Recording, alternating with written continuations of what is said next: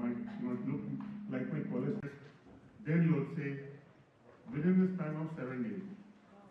And I guess crazy enough, when he had when the inception of that idea was there, we all called him like, "Bhai, marna hai kya?"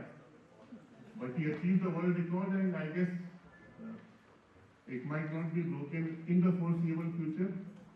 So I would like a round of applause for Satyajit Gupta. And I would like to invite Satyajit sir on stage.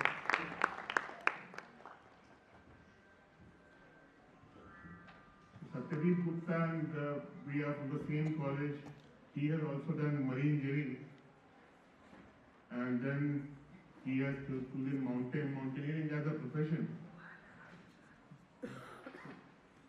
And I would also like to invite Harish sir to. Harish sir is not here?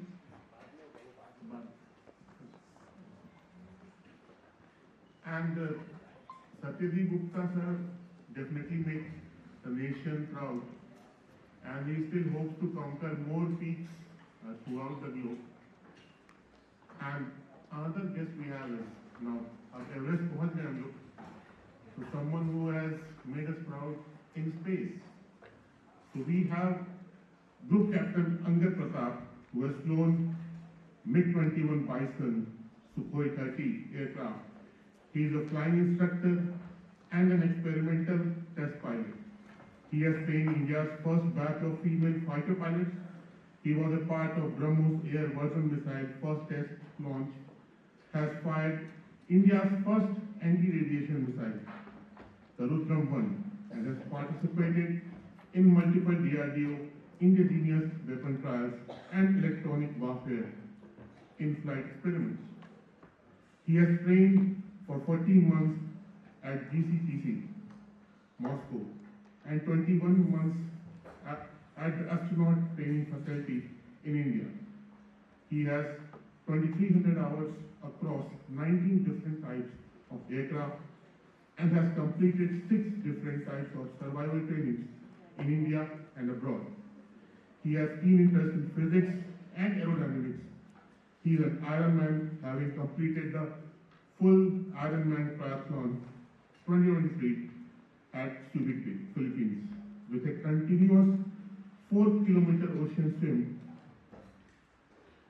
a 180-kilometer cycle, plus a full 42-kilometer marathon run. He is a trained skydiver, a certified level 4 scuba diver, and has completed 100-kilometer ultra marathon and has a 7-kilometer non-stop swim to his credit. He is an advanced level mountaineer and presently pursuing MTech from Indian Institute of Science, Bangalore.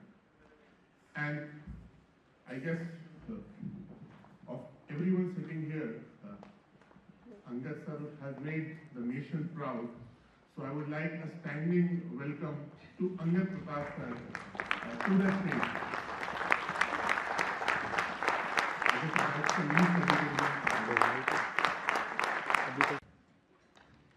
But I'm not the speaker of the day. मैंने फिलहाल मुझे ऐसा कुछ किया नहीं है कि मैं कुछ सिखाता हूँ.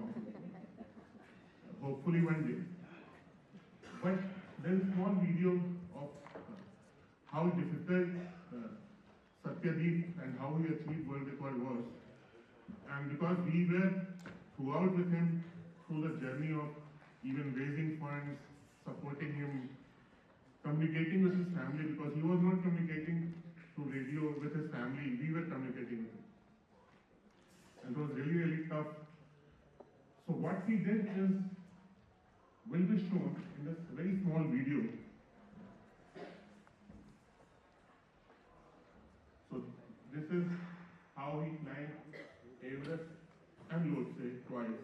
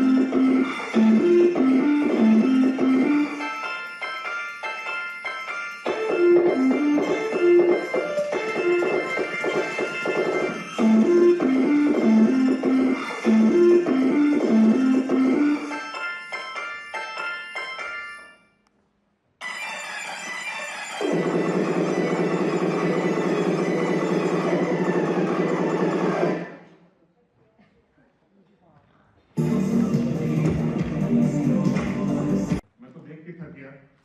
One more round of applause for Sunil and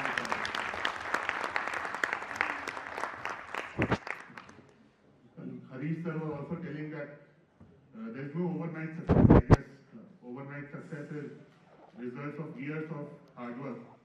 And I was just informed by Himanshu sir that Angas sir also is a designated astronaut for our Gaganyaan mission. Two exemplary speakers today, and I should speak less, and I should invite Satyadeep sir on the stage to share his journey with us.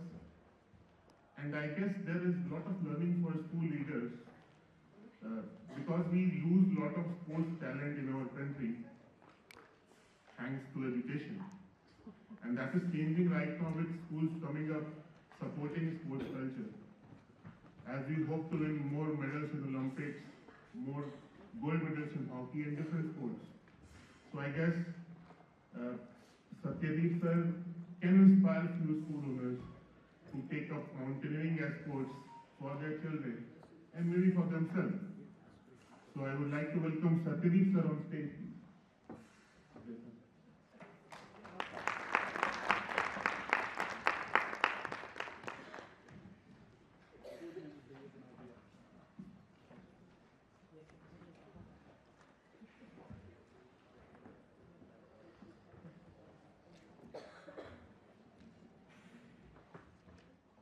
Hello everyone, a very good morning. First of all, many thanks to Pratik for inviting me here. It's truly, inspiring for myself to speak here first thing. And speaking of which, the word inspiration, this is derived from a Latin word inspire. And I was searching for the meaning of it, and it came out to breathe into. So inspiration is something that we breathe inside us. It's not to push, cannot be forced or taught. This is something we breathe in. And true inspiration is very hard to let go. Once it goes inside us, it won't go out until you achieve what you are inspired for. And the source can be varied. Sometimes it can be very surprising. It can be an idea, a conversation, sometimes failure, success, anything can inspire anyone. But again, inspiration alone is not enough.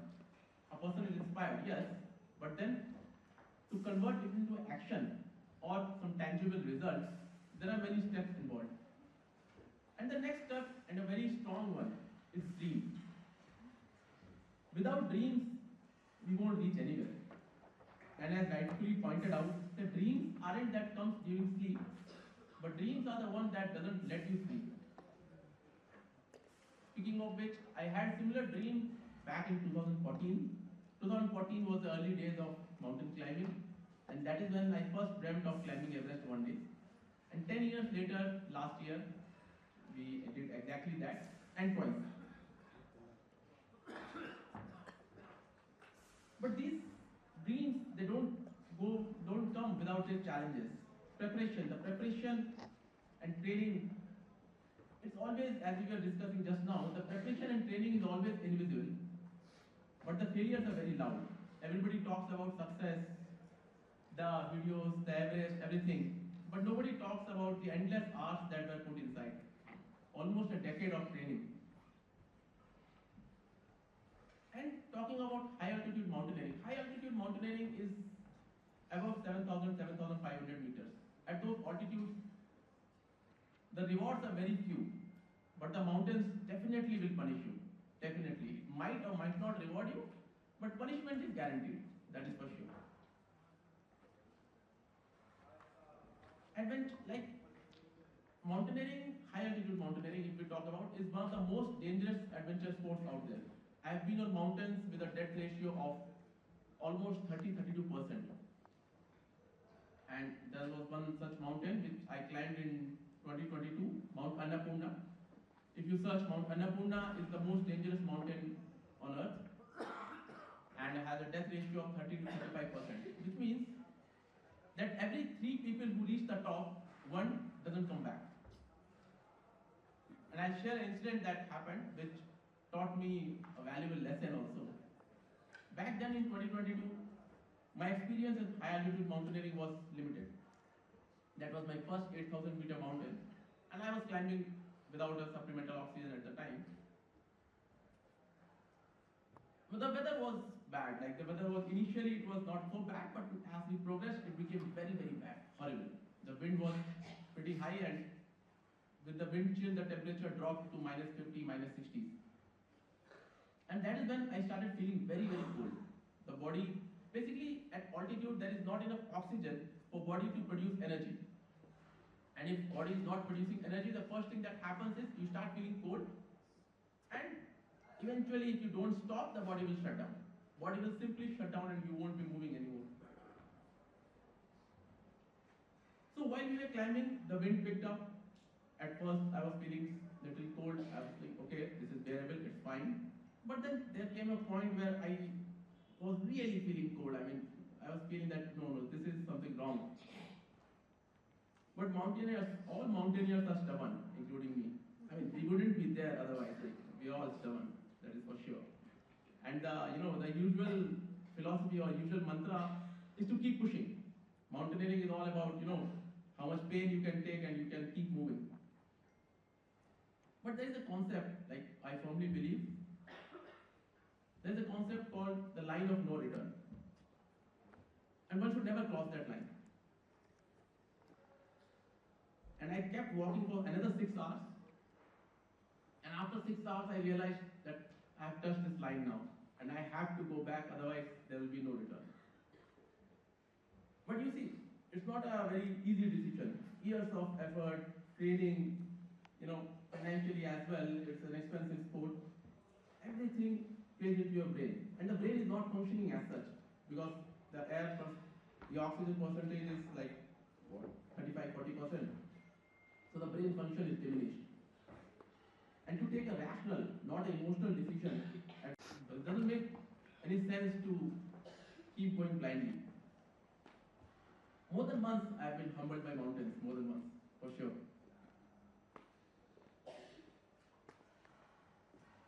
Also about this Everest Lhotse, there was a similar incident happened, but I'll tell you, I will discuss that decision-making process after I tell the incident, the second incident. Now, this was a project that we have to climb Everest, I'll climb Lhotse, I'll come back to base camp, and then Everest and Lhotse again. So everything was going like, okay, I will not say very good, as such mountaineering, nothing goes good. So we climbed Everest, we climbed Lhotse, I came to base camp, I climbed Everest. Now only Lhotse is left, which made us a bit complacent that, okay, we have climbed 3 mountains, only 4th is left, definitely we will do it. So, how things start playing in your brain. So I started my climb to Lhotse. 2 hours into the climb, I started feeling thirsty. I reached back, I have a backpack and the water will be behind. So I reached my hand like this to take out the bottle, and there was nothing. And I was like shocked, where is water? I searched my entire backpack, there is no water. And I asked my guide, where's the water? He also did the same drill, no water, we don't have water. Then what happened actually was that while coming down from Everest, we made water, like we melted ice and made water, filled our water bottles, but we never kept in our bags.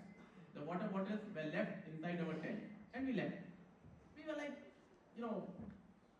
complacent, careless, whatever, like, I don't know, or maybe the thrill of, finishing the project.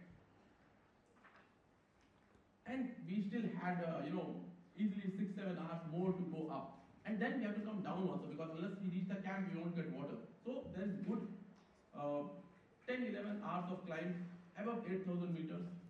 that we have to accomplish, and we don't have one. Again, the same dilemma as in Annapurna, that whether to go or not to go. But this time I went. This time I didn't let go. I kept going. I kept going. The sun came up, and for the first time I hated the sun because it dehydrated us more. And you see, dehydration can be really fatal at that altitude because the brain is, as it is, not functioning, and the only counter to brain, like brain dysfunction, is oxygen and water. So oxygen, we have limited. I had a cylinder, but then, I mean, what, 0.5 ml per minute, so it's not much, and water we didn't have. Somehow I kept pushing that day, and I reached my limits, but yes, we reached the top. We reached the top safely, came back. Now the difference between those two incidents was that Annapurna was my first 8,000 meter, and this was my 8,000 meter. So the experience and the training this time was much, much better than the last time. And I always focus heavily on training. Like I always say that preparation is invisible and the failures are very loud, as I said before. And that preparation, helped me go through. Basically your efforts when nobody is watching, that is what matters the most. And in mountaineering, more than enough. More than because everybody, you will see, you open Instagram or anything, you will see a lot of reels from mountains, people climbing, but hardly you will see those hours where, I used to wake up 3:30 in the morning and start, running around. So nobody says those things. And to take decisions at the right moment. And this is where, I'm thankful for my schooling, for my college, which made me that way. I often visit schools, colleges, people ask me, what is the best thing any school can teach their kids? And I tell them, teach the kids how to fail. Every kid, like schools, teachers, parents, everybody should teach their kids how to fail. Because definitely they will fail one day or the other. It's impossible to win, 100% of the time. Mountains, so it's impossible to win 50% of the time also. So that is one thing we should always inculcate. And I was fortunate, my teachers taught me that way to think critically, rationally in most difficult of situations.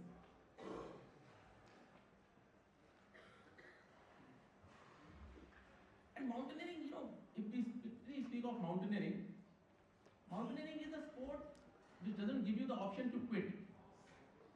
So in that way, it teaches resilience in a very different way. What I mean is, like in any other sport, like football, cricket, ultra running, marathon, whatever, any sport you pick, you can always call it quit. You can run halfway, you're running a 100-miler, you run 50 miles and you say, okay, I'm done.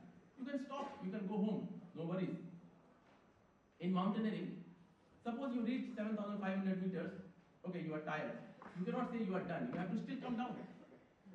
I mean, you cannot just quit, so it does not give you the option to quit. I have not seen a sport, I don't do many sports, I just climb mountains and run ultra. But the difference I find is, like mountaineering, you cannot quit. You can never say I quit. So that resilience, that is unmatched. And I hope, one day our schools, our kids, now they are picking up. I've seen school kids going to treks and all, comes to mountain more often. And as we say in mountains, you don't conquer the mountain, but you conquer yourself. And I feel the same is true in every aspect of life. The biggest barriers are not outside, but inside. If you cross those barriers, no Everest is high enough. Thank you. Thank you very much.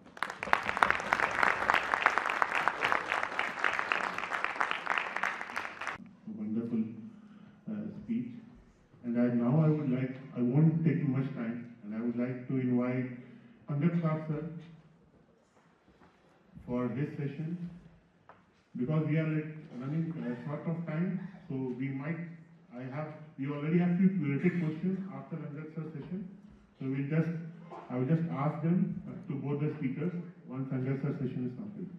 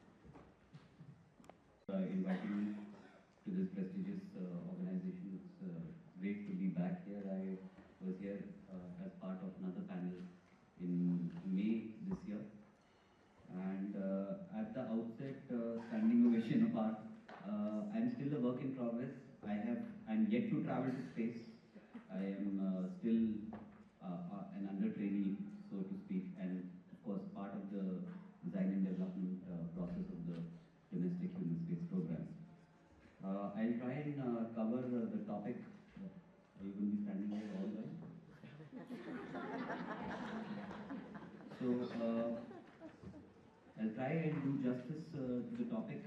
Fit to lead, resilience lessons from space to the maximum extent that falls into my domain. No, I was not trying to offend you. I was just saying that this thing is going to take about an hour, right? So I'll try and share my perspectives about the entire thing. Show a bit of glimpses from space, then I'll talk a bit about education a bit. Of course, you people are the ones who are the educators and who know what teaching is all about. So I'm not trying to repeat a Three Idiots moment, okay, over here. But I'll share what is my perspective of the entire thing, of a student who's gone after school to a military academy and gone various places. And it's time for me to come back and give you a feedback as to how probably you can, in a subtle way, change the system so as to make it more effective. From my perspective, that's all. It does not mean by any means whatsoever that probably this is the only way. There are varied kind of professions with varied kinds of demands. I'm going to put what is there in my side of the world. Okay, first of all, let's give a bit of a tribute to all the principals and directors of Cross High Schools in India to make education possible for us. And I'm also a product of the domestic education in this country. And just to put things in perspective, the principal from my school, my maths teacher, Mrs. Preeti Mehra, she's here. Maybe she can raise her hand. And my physics teacher as well, Mrs. Mandi. They are here, and it feels great to be giving this talk in their presence, of course. And needless to say that they are one of the main reasons why I have been able to reach where I stand today. Okay. So I'll talk about a great icon from the world of Indian Space Research Organization, an icon of research work. Let's just have a look at this person's academic achievements. Okay, so I would have been greatly interested in meeting a person like this, and all of us have to understand that human spaceflight has been possible because ISRO has been built on the shoulders of icons like himself, and because of the hard work of people like him, that a person can stand wearing an astronaut jacket today in India and say that yes, in some time from now, I will be able to go to space. Now I'll talk a bit about literacy and education. Literacy and education, when it comes to me, it's all about attitude, skills, and knowledge. Okay, so I'll talk the big picture first. When it comes to literacy, literacy is the one which opens the door to learning. So when I'm saying literacy, I'm talking purely about core academics. Okay, but when it comes to education, education is the entire journey fostering critical thinking, character, and application of knowledge for personal growth, and more importantly, more than personal growth, societal contribution. But it's a two-way thing. Once you have personal growth, it is only then that you can do any kind of meaningful societal contribution. So you always have to harp upon that, look, when you develop yourself, then only you will be able to contribute. Okay, I'll do a little bit of an intro about myself. So it's not a show of this thing that, okay, look what all things I have done in my life, but just most of the times people say that, oh, we don't know what an astronaut looks like and what are all this thing. So I'm just covering my profile. Most of the astronauts will end up having similar kind of profiles, okay? So I'm an experimental test pilot. Theoretical background is very, very strong mathematical base across all these topics, very strong practical airborne experience across various systems across these domains. This is like I'll start in the morning, I'll finish in the evening, I will not probably finish in the evening, I can continue talking about these topics. These topics to a lesser extent, but yeah. Strong math and physics background, which is the bedrock on which all of this is built. And I've completed the basic thing which gives me that kind of a stronghold is the MTech curriculum we follow in flight test techniques as part of the experimental test pilot program. It is the toughest course in the Indian Air Force, and you take approximately 2 years to complete it. In-flight experiment techniques across a lot of things. Then practically been part of national level projects, the BrahMos air version first launch, and I myself launched the DRDO Vikram, which was also talked about in the intro. Low drag inertial system bomb, this was in June of 2019, made by DRDO. I launched this in conjunction with Shubhanshu. Shubhanshu is the one who was, I hope all of us know who Shubhanshu is, Shubhanshu Shukla. So he was the one who released this one, and I was there in the chase. A lot of electronic warfare trials, for which one I got a BCS commendation also.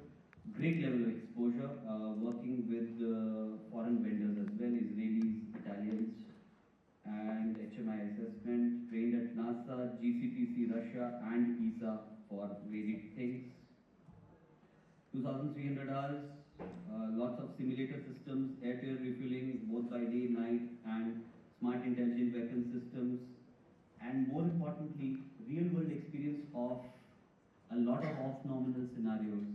A lot of them, but these 4 were probably which were quite threatening and would have taken my life. 6 survival trainings, camp rovers, very tough, scuba diver, skydiver, ultra, marathon, mountaineer, and Ironman. So without doubt, maybe Satyajit didn't talk about it a lot. I will also talk that mountaineering is the toughest thing that I have done in my life. I haven't done as much mountaineering as him. I've done probably 5% of what he has done. It is the toughest.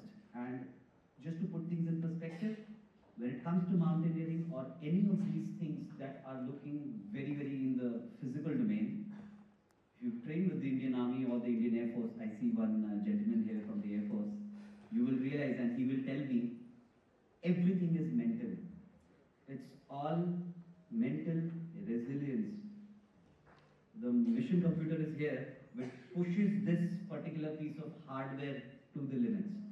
So more than his physical abilities, if he's achieved what he's achieved, it shows his mental resilience more than the physical. Okay? So first female fighter pilots and all that. So now I'll talk about, we talked about literacy and education, and when we train with the armed forces, they do more of, character building. So they have this concept of motto. So when we go and train at the National Defense Academy, we have this motto, service before self. Every time in life I have a doubt, I have to say, oh, okay, what is it? Seva paramo dharma. You have to serve first, you have to put societal interests above, organizational interests above your personal ones. That is the essence, okay? That is the purpose of our existence, our karma, what we say. What is the use of not doing your karma if you are alive, okay? And you're just thinking about petty things. The next one, I went to Air Force Academy after the NDA. Shram se siddhi, achievement through diligence. What you achieve through diligence will always taste much better than any of the other things that you will get in life. Trust me on that. And the next one was when I went for flying to the test pilot establishment. This was, of course, one of the best places because academically a very, very rich environment. In fact, even today, when I go to the test pilot school, I can breathe of numbers and formulae and equations in the air over there. That's the kind of environment they have there. Okay. So precision and excellence, I love that. And the one in green which says, the greater the difficulty, the more the glory in surmounting it. So I had one observation, by the way, for the hall as well. Maybe we can use more of the real estate when it comes to the size of the screen. I think you're not able to read. Knowledge when imparted multiplies. Okay? And attitude, skills, knowledge, always in that order. This last line, attitude, skills, knowledge, always in that order is something which I will now harp upon more and talk a bit more about it. So it's not only me or that flying instructor school which was talking about it. This is the triangle of success, and you see attitude, skills, and knowledge. In attitudinal domains, you have self-motivation, self-confidence, integrity and honesty. Integrity and honesty is the most important pillar. Your academics and all those formulae and everything will come in later. But it is this which is the pillar. Okay? Skills, goal setting, time management, reasoning. Of course, I can go talk about communication and interpersonal skills, and we all know there are so many people who will be God gifted, very genius and brainy and all those things, but they'll run into problems with people. Okay? And if you have a person who's overtly gifted but doesn't have the right attitude, but you have another person who's probably less gifted but he has a very good attitude, I think I don't have to tell all of you whom out of the two you're going to be ending up choosing. All the more reason you have to understand it is building the right attitude which is more important than putting in the correct amount of knowledge. Knowledge can always follow later on in life as well. So education is all about the correct attitude building, the correct value systems, the core. Not that all of you not already know about this. So I'll correlate this with astronaut training as to who can become an astronaut when it comes to the kind of core qualities we're talking about. So look at this. In the order of importance, and it's not me alone. Everyone will tell you the same thing. Honesty, integrity, stress-taking capability and resilience, team person, leadership and followership. So this is the attitude part. Then comes the skills part. Cognitive skills, of course, you need. Academics is the base or the bedrock on which all of this is standing. Skilled knowledge set. And then the core academic, pure theoretical knowledge set. Okay? Okay. These are various astronaut training verticals, okay, which are there. And out of these, I would like to point, I don't know if you can see the cursor. Yeah. This particular one, core astronautics theory and the spacecraft systems training. So I have written Soyuz over there. It could be Gaganyaan, it could be Crew Dragon. These are the only two domains which fall into the pure academic domain. But most of the other things are all requiring more on the attitude and the practical skills part. You take it further, there is more of attitude and skills. Okay, so I've tried to explain this across 2 slides. So how do you do attitude building? Yes, education inherently includes attitude building as a core component, going beyond just imparting knowledge and skills. The primary goal of education is holistic development, which involves fostering positive attitudes, values, and behaviors essential for personal growth and social well-being. It's a shared responsibility across teachers, parents, and students. Ultimately, as a closing comment, education's true measure is often reflected not just in academic achievements, but in the attitude and behavior and individual displays in real life. This is not what I say, this is what the internet says. Okay, so I'll just quickly talk about the current school level Indian education system. It's an honest analysis and a positive one too. Bit of it may become a little bit critical in the middle, so just be with me. Okay. So when it comes to learning curve steepness, I've tried to compare the CBSE and ICSE and the IB models over here. If you see somewhere around grade 10 to 12, there is a steep climb. Can you see the red curve between 10 and 12?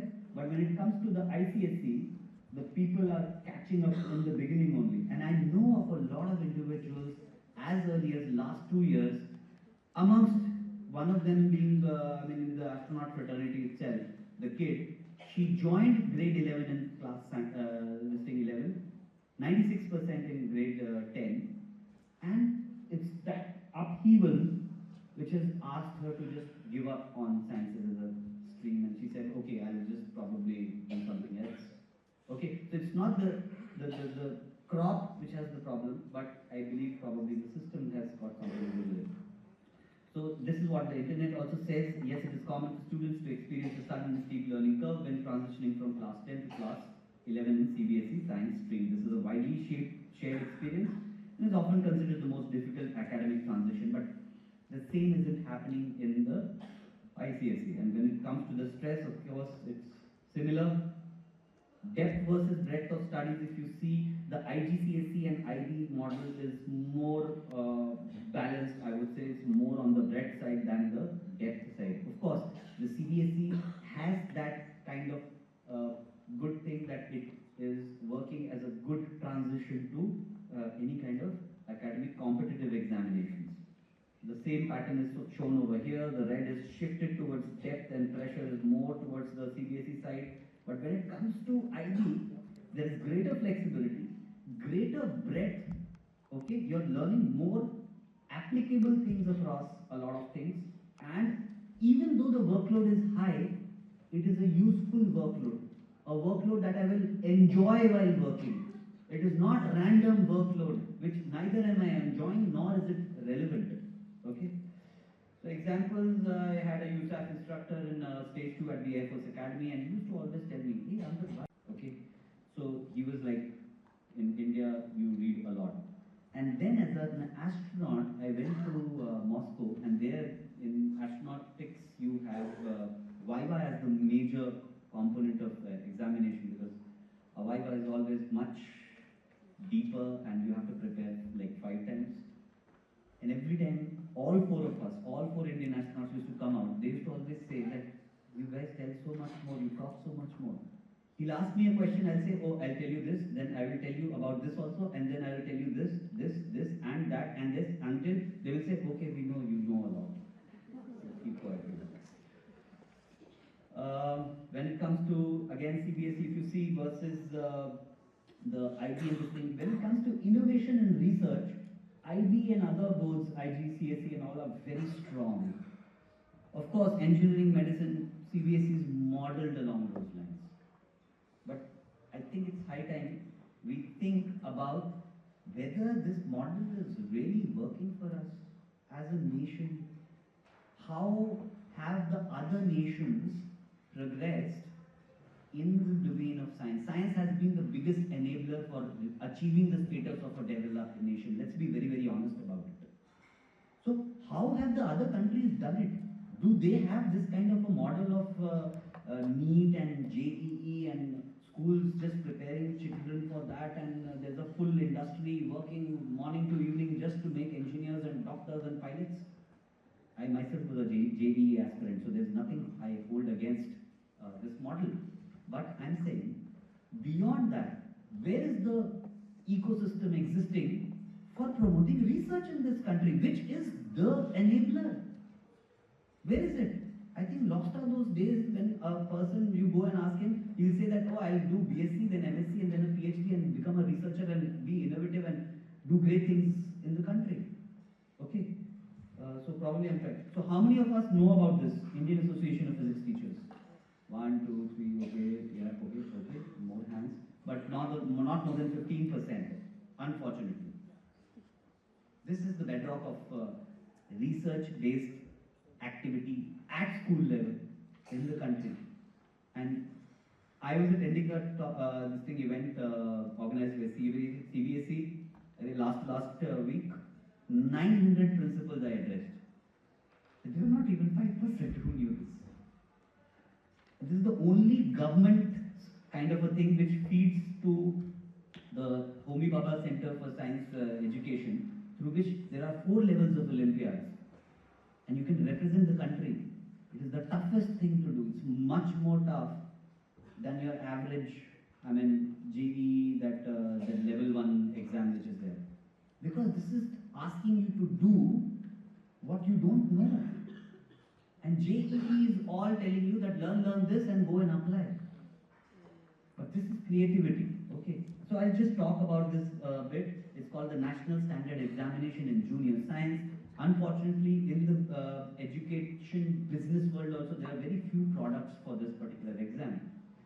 It's the toughest junior science exam in India. India is consistently one of the top 3 teams in the world. India almost always wins 6 gold medals of 5 golds and 1 silver. Among the highest in the theory papers. Yes, in general, foreign countries have students with better experiments. Yes. More early exposure to hands-on labs, more research-style projects, access to maker spaces, science fairs, personal research projects, and mentorship. And when I'm saying, ladies and gentlemen, school level science projects. It is not the science project that you buy from the market, which is like an assembly kit and you assemble it and say, oh wow, I made a science project. Talking about innovativeness, I'm talking about creativity, okay? And I will talk about this later. Standard 3rd to 7th standard children, not probably 7th or 6th, the amount of neural activity which is there in their brains is much higher than any one of us here. It is important to trigger that fire more. Otherwise, we will just extinguish with higher classes. Okay, this does not mean that these foreigners, they are stronger in theory, but it does mean they show higher creativity, better experimental intuition. I am an experimental test pilot, probably that's why I am talking a lot about experiment. Strong communication and presentation of science. Okay. What is the difference? Indian Olympiad finalists, I don't know if anyone can read, exceptionally strong in physics, chemistry, biology, theory, very fast problem solvers, do extremely well in theoretical exams internationally. Foreign students, average top tier, more comfortable with designing experiments, better documentation, high exposure to inquiry-based labs. Let them inquire, let them ask questions. I think you must have heard this a lot of times, probably you're hearing for the enough time from me as well. India is often one of the strongest, sometimes the strongest, but why is it so? Because you've collected those people, taken them to HBCSE and trained them along the same models as the foreign students. That's why they are strong. They are not strong because our current education system is strong. The current education system is not probably tuned on those lines yet. Why foreign kids seem more project rich? Science fair, long-term research projects. So long-term means a child will start a project in 3rd standard, he will continue to do it till 8th standard. With each class, he will continue to refine it, refine it, refine it. The end goal was already defined for grade 8, but you will keep working. Teacher-guided experiments, national junior research, robotics, does not mean again assembly kit. You talk about frames of reference. How do you get to the level of embedded systems? Trust your children. I've heard of 5th standard children passing grade 12 exams. If they can do that, why not all this? University outreach, internship and all that. In India, project culture is weak or weaker. Labs are often outdated or demo-based. Students rarely design their own experiments until later. Focus leans towards rote and exams until class 10. So de-link the evaluation part as a threat on his head. That last minute he will just go to Amazon, buy something, assemble and produce it. Okay. Reward innovativeness. Glorify children who are producing these innovative ideas so that the others follow through the concept of peer learning. Final summary, do NACGS finalists fare well internationally? Yes, among the best. This I think I've already covered, so I'll skip. Okay, the current system. A system optimized for competition, not creation. Okay, so this gap is visible in lower rates of school level patents. Okay, so maybe it's my ignorance. Is there anyone here who has a school level patent? Please raise your hands. So there lies the proof of that. Far fewer student-led research projects compared to IB A levels and lower global rankings for creative competencies. Okay? But here's the truth, things are improving. NEP 2020 is pushing the shift in that direction, slowly but seriously, but you have to, it is you people who have to adopt the NEP. So I spoke to director of CBSE 2 weeks ago and I asked him, I was there in the car moving to the venue, and I asked him, sir, what is the problem? Is it CBSE which is not adopting the NEP? He said, no, we have already adopted, we have given a free hand to the schools. It's the school which has to make that change. Change, we all know as adults, is inevitable, but yes, it should be very, very slowly imbibed, but it has to happen. So, final answer, yes, Indian education is still more competition driven than innovation driven, but tomorrow the system would be transitioning towards creativity, research and conceptual depth. But the pace varies widely. Rest, I leave it up to you. Maybe in the Q&A session you can get a go at me. That it's not all true. So certain additionals, importance of visualization component. As human beings, our understanding based on all the kind of sensory systems we have in our body, 90% we put it on vision. And in this vision, the good part is you can learn a lot through videos. You can give gigabytes of information per second to a child, and his understanding an image. We all understand the world through images. We don't understand them through written texts and formulae. Sometimes we do use formulae because I use them a lot. But human brain is designed to learn through vision as the major input. Plus it processes maximum information through this channel. Please use it. Engineers use graphs and CFD, doctors use X-ray, 2D echo. Without that, they can't diagnose you. Importance of native language learning is very, very important. I've seen fighter pilots from who are trainees from Bihar and places who don't understand English that well. When I start speaking to him in Hindi, he's flying well. Suddenly, he was dancing all over the place, and the moment I start giving him instructions in Hindi, he's stable. Because the wiring is in the native mother language. Maximum cognitive potential lies in the native language.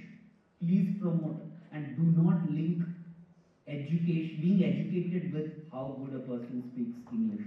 I know a lot of people in the armed forces who are too good in the cognitive domain, and none of them speaks good English. When I compare to probably I'm Delhi Springdale's educated, none of them. That's a pattern I've seen. Most of the people they'll be from tier 3, tier 4 cities. Tutti frutti English bol raha hai, lekin when it comes to his brain work, it's awesome. I mean, just there. Migration from mark-centric approach to deep learning approach. Personal example, while I was becoming a flying instructor, I reached the flying instructor school. I did a lot of studies and everything. I topped the exam, the first exam. Everyone's clapping, oh good, wow, very good. Then I realized while reading all this, I really did not make a composite picture of whatever I had learned. So I decided that day only that enough of this clapping and everything. When I go in front of my pupil, when he asks me something, I should be able to give him the answer.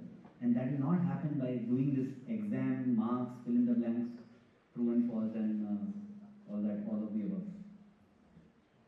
It's important to do deep learning. After that, I toiled hard. I didn't bother a lot about exams. I knew that any which ways I will pass the exams with good level of this thing. But I tried to make a good picture of whatever I was learning, and probably that is one of the reasons why I stand here. Probably. Creativity potential. I've already talked about it. Now, we'll come to the interesting part wherein, with the permission of all the principals, I will ask a question. It will look very odd. ये तो कल हमारे school में था, अभी question पूछ रहे हैं.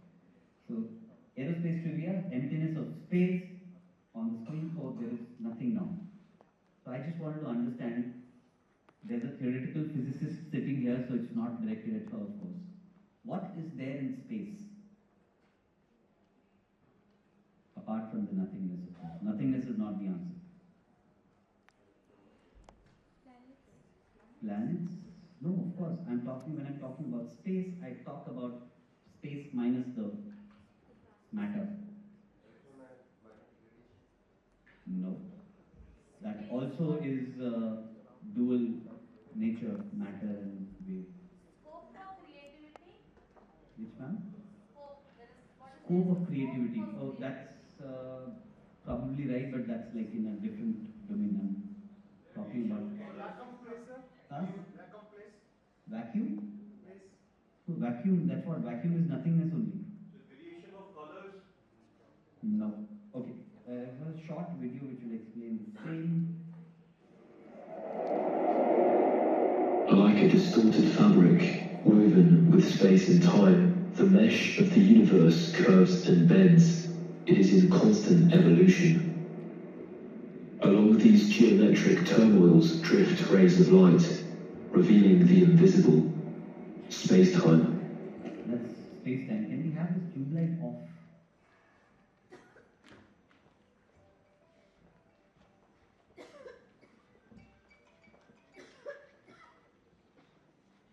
Gravity itself. Okay, if anyone has seen the movie Interstellar, they'll constantly talk about understanding of gravity. I have also taken years to understand it. But at school level, how many of us do understand this fabric of space-time?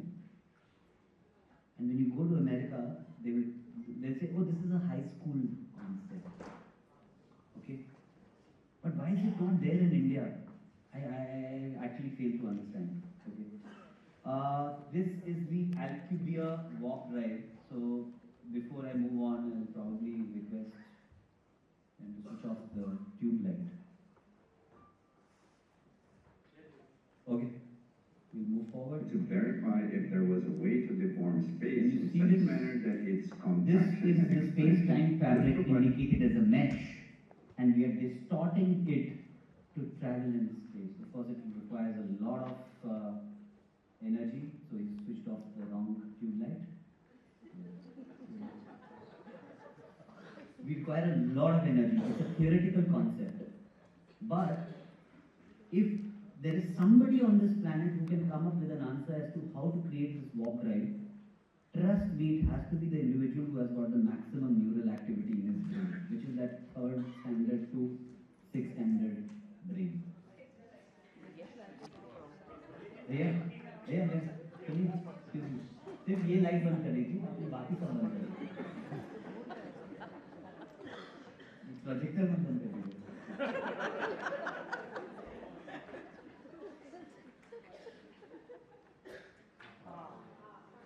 Yeah, finally.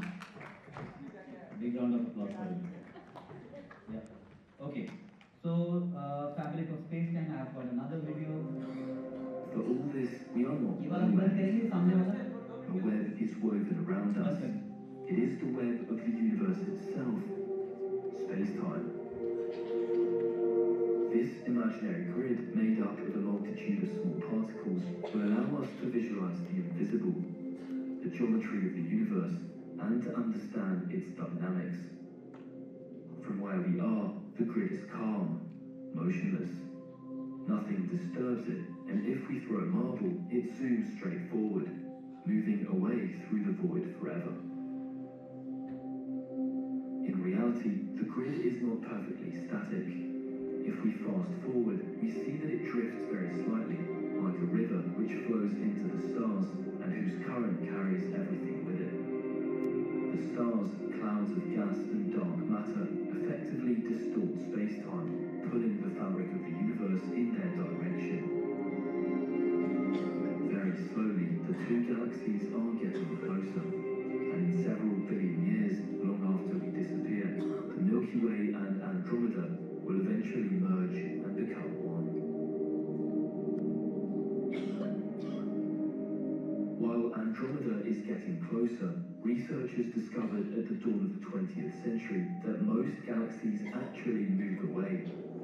As a whole, the universe is constantly expanding.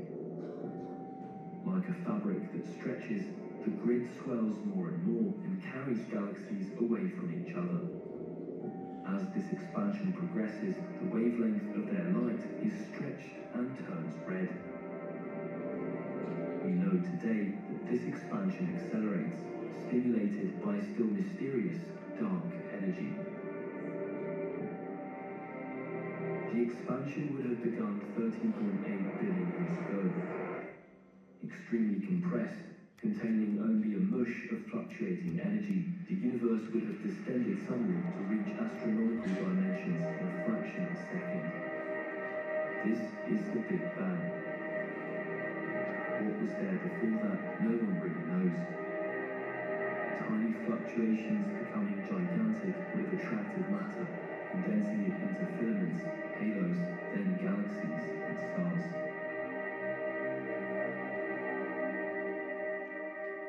Today, we live near one of these stars, the Sun. Around the Sun revolve multiple bodies, planets, asteroids, and comets, moving freely in the grid of the universe. The immense mass of the Sun curves space-time, and the fabric of space falls towards the star, taking everything with it. This is how the planets orbit without moving away from the Sun. They move straight forward, but the current continuously pulls them back. Okay, I think that speaks about. See another The video other of black star, holes. even more massive, is about to explode. In an instant, instant, the core is carried towards the center, and the outer layers are violently blown away. This time, the universe is stronger. It drags the core of the star, unable to resist, towards the center where all the mass condenses. Within a small sphere, the universe is so curved that its fabric falls faster than light. Nothing can escape this hellish treadmill. Everything is carried downwards. It is impossible to stay still, or even send a signal outwards. It's a black hole. In the universe, some black holes are born near another star, and they capture its matter in the form of a very high temperature plasma. Entering an orbit around the black hole, the plasma forms an accretion disk which loses energy and spirals towards the horizon. Inside the black hole, very close to the center, the flow becomes infinitely fast, and all objects are strongly torn apart. The grid stretches so violently that it separates atoms from each other and spaghettifies all bodies. At the center, our current theories do not yet adequately describe the quantum behavior of space-time. So how many of us here can we have the observatory? Okay. Finally, if two black holes meet, they can begin to dance, pulling each other faster and faster until they merge and form an even bigger black hole. This new black hole vibrates like a bubble and eventually stabilizes. During such an event, the entire fabric of the universe is driven by the vibrations. Gravitational waves are more powerful than all observable stars form and escape at the speed of light, distorting everything in their path. On September 14, 2015, after a journey of over 1 billion years, one of these vibrations ended up crossing the Earth. In the blink of an eye, the Earth shook by a fraction of the size of an atom. But for the first time in history, researchers had detectors to measure these vibrations. They bore witness to a cataclysmic fusion that happened more than 1 billion years ago. In 2015, a whole new field of astronomy thus opened up, gravitational wave astronomy, allowing us to probe the very structure of the universe. So how many of us are aware that LEGO is coming to India? How many? Yeah, 1, 2. Okay, that's nice. So there's one. Himanshu, can we have the volume slightly higher? Just pump up the volume by about 10 to 20%.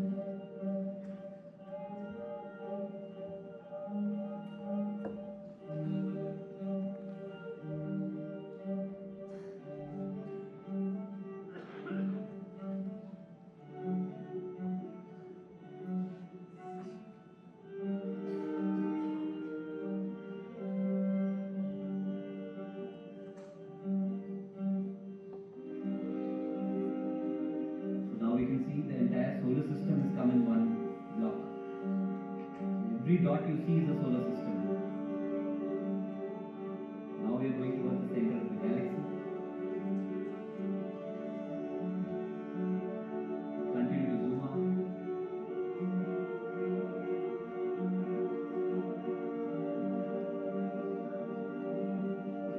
That is Sagittarius Alpha, 25,600 light years away. And now we'll zoom out further and go towards M87.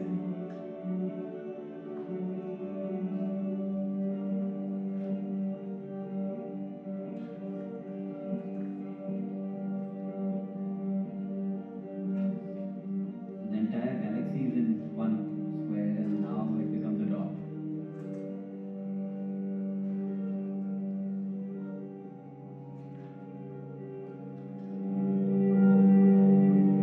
Not that much. थोड़ा कम करिए.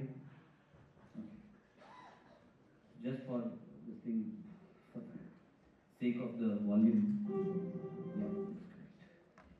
Second question. Can we have one light off? And I don't want, I would request no light and sound show. From here I'm feeling like a light and sound show. Yeah, one light. Yeah, thanks. So, second question is, when we fly from here, let's say to Canada, so we are doing spherical navigation, right? So I take off from here and I go all the way and land there.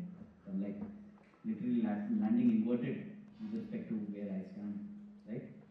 Everyone in sync? When did the aircraft do that? Because when I traveled to the US back in 2017, I looked out the window, it was all flat only. Then I was sleeping for some time, then I looked out, again it was flat only. But the aircraft has done that. So when was the pilot actually continuously pushing on the control column? Or let's say if you are going through a trans-Pacific or a trans-Atlantic late night flight, you know, we always say that I was on a trans this thing. When you're doing that, at night time, as a pilot I'm telling you, you can't make out the difference between the sky and the sea. It's completely dark, it's pitch black. How will I as a pilot come to know when to push on the control column? To ensure that I continue to go down and follow a spherical path, not a straight line path.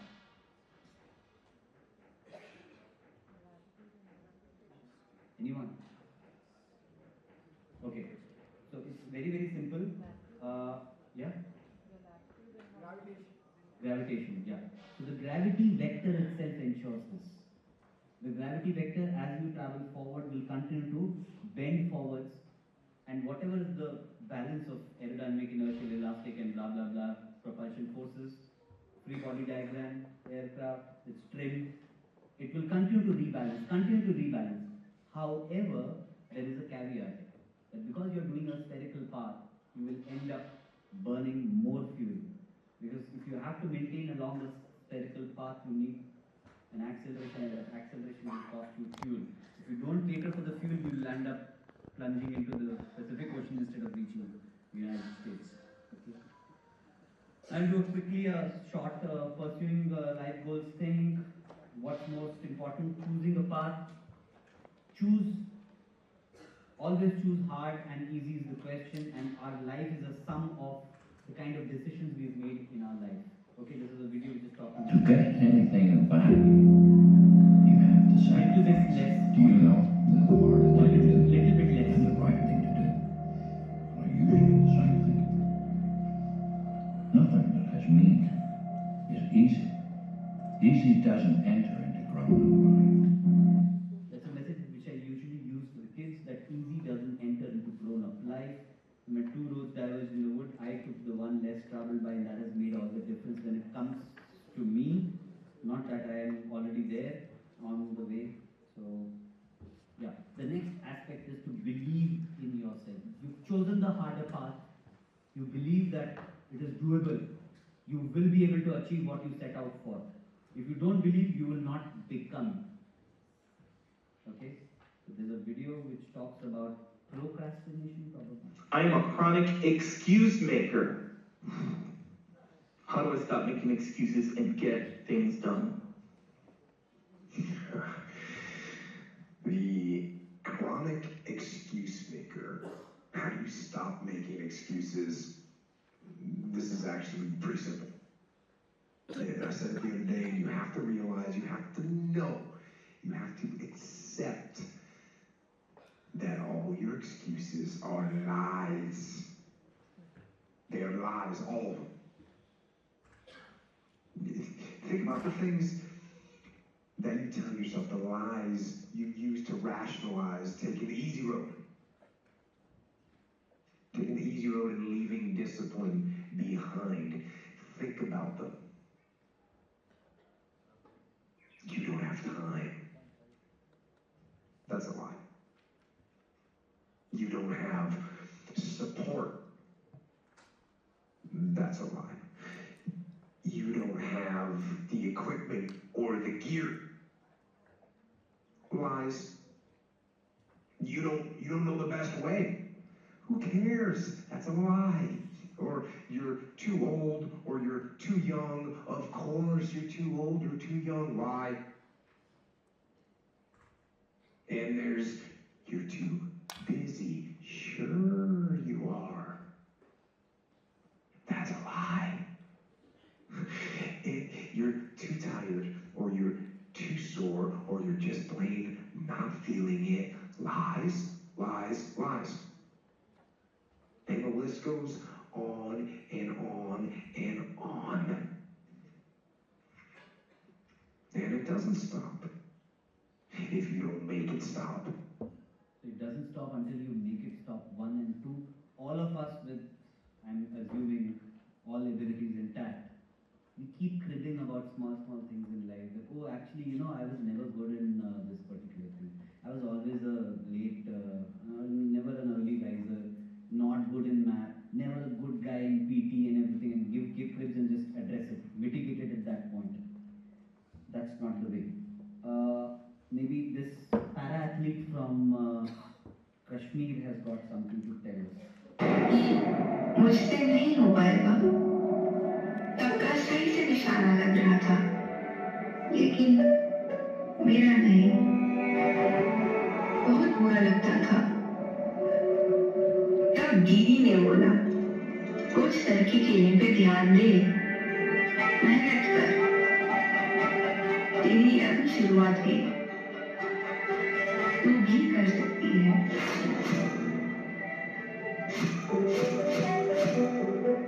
वो मैंने मेहनत की।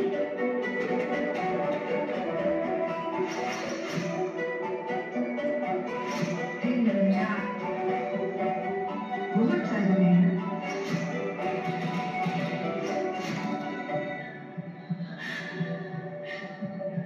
पर मेरी कहानी यहाँ शुरू नहीं होती। मैं जम्मू कश्मीर की एक छोटी सी गांव की हूँ।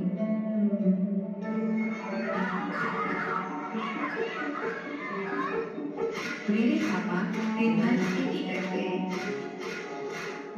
और मम्मा बकेट्स मारती है। जब मैं तैयार होती हूँ ना, माँ बोलती है कि मैं सबसे सुंदर हूँ। माँ भी ना, पर हूँ ना मैं सुंदर। बचपन से ही मुझे स्कूल बहुत पसंद था। पहले लगता था कि मैं नहीं जा पाऊंगी, क्योंकि मैं अलग हूँ ना।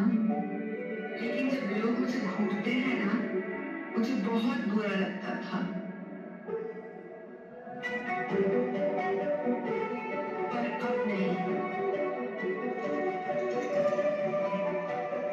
क्योंकि मुझे पता है कि मैं लाखों में एक हूँ।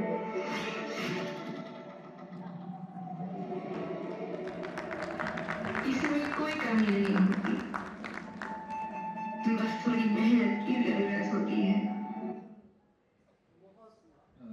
Just to put things in perspective, she has qualified in 2025 to. Yeah, can you hear? No? So I'm saying she has qualified. I actually got emotional watching this video because this one I'm playing for the first time. So she got selected in 2025 to compete with the able-bodied archers. Okay.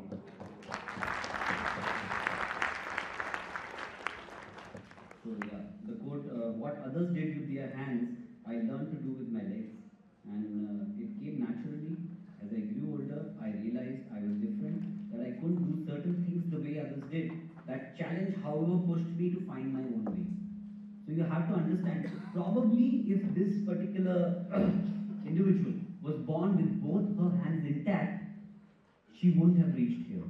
And I will probably be talking a bit more about it, and let me tell you, she has just not got selected randomly as a nomination. She's competed against 60 able-bodied people and stood third. And it's great. Okay. So next thing is making the start. Now when you make the start, you decided, oh, I believe I will become. Now when you start, you'll realize when you start actually working out or start studying things, you realize how weak you are. कि आप कितना पानी में हो in that particular domain. Okay? It is a science. It is always supposed to happen like that. This is the technology. This is a technology that I'm sharing with you. This entire journey of how to pursue a life goal. Okay, I have applied for a patent, by the way. It's on the way. Yeah. So when it comes to making the start, there is something which I will say. Okay, yeah. When I am ready, I will.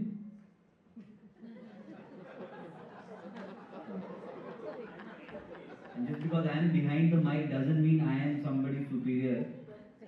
This has happened to me also on a lot of things, and the project died its own natural death.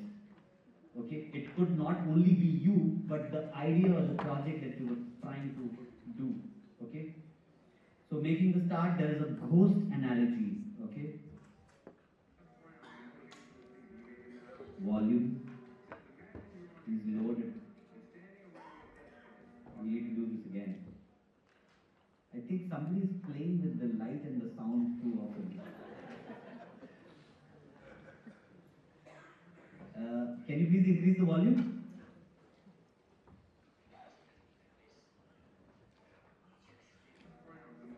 No, he has not done. Can someone just communicate to him to put it at some point? Murli ji. Phone. Brown, the motivational speaker, he made an analogy about this. He says, imagine you're on your deathbed, and standing around your deathbed are the ghosts representing your unfulfilled potential. The ghost of the ideas you never acted on. The ghost of the talents you didn't use. And they're standing around your bed, angry, disappointed, and upset. They say, we came to you because you could have brought us to life, they say. And now we have to go to the grave together. So I ask you today, how many ghosts are going to be around your bed when your time comes? What's the matter with you?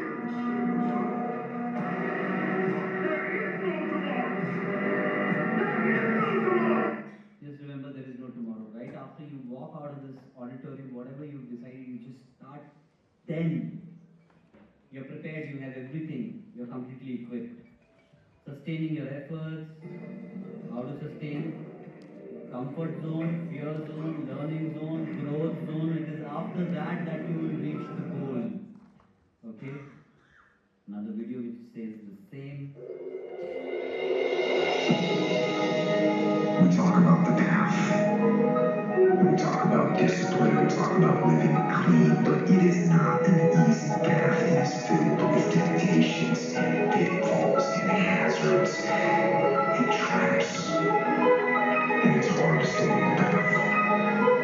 And if you fall off, it can seem even harder to get back on. But you can do it. You gotta be honest with yourself and do not be a slave. Don't be a slave to drugs or booze or emotion or whatever weakness is trying to be your master. Don't allow it.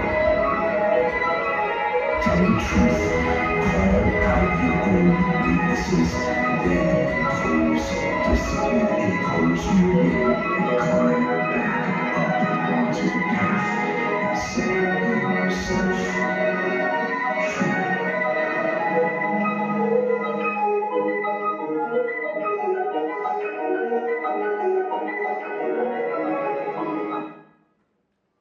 Sorry for the technological, whatever that was, at the Institute of Technology. The path is hard, but you can do it.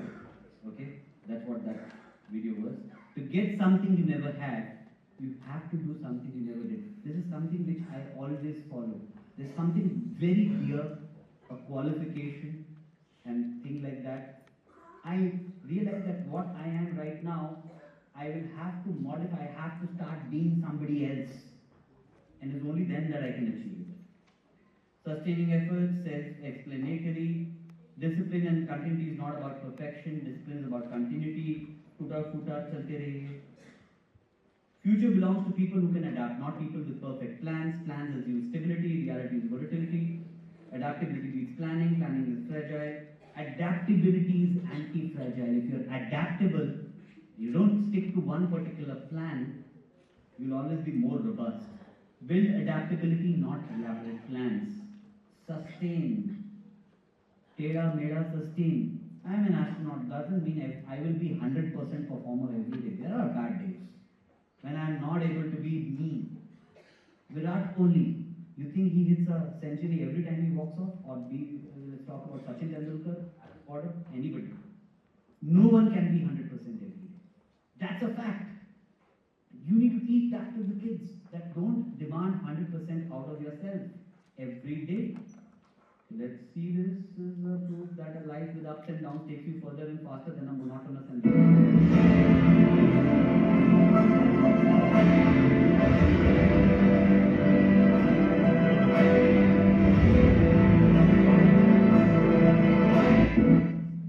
okay.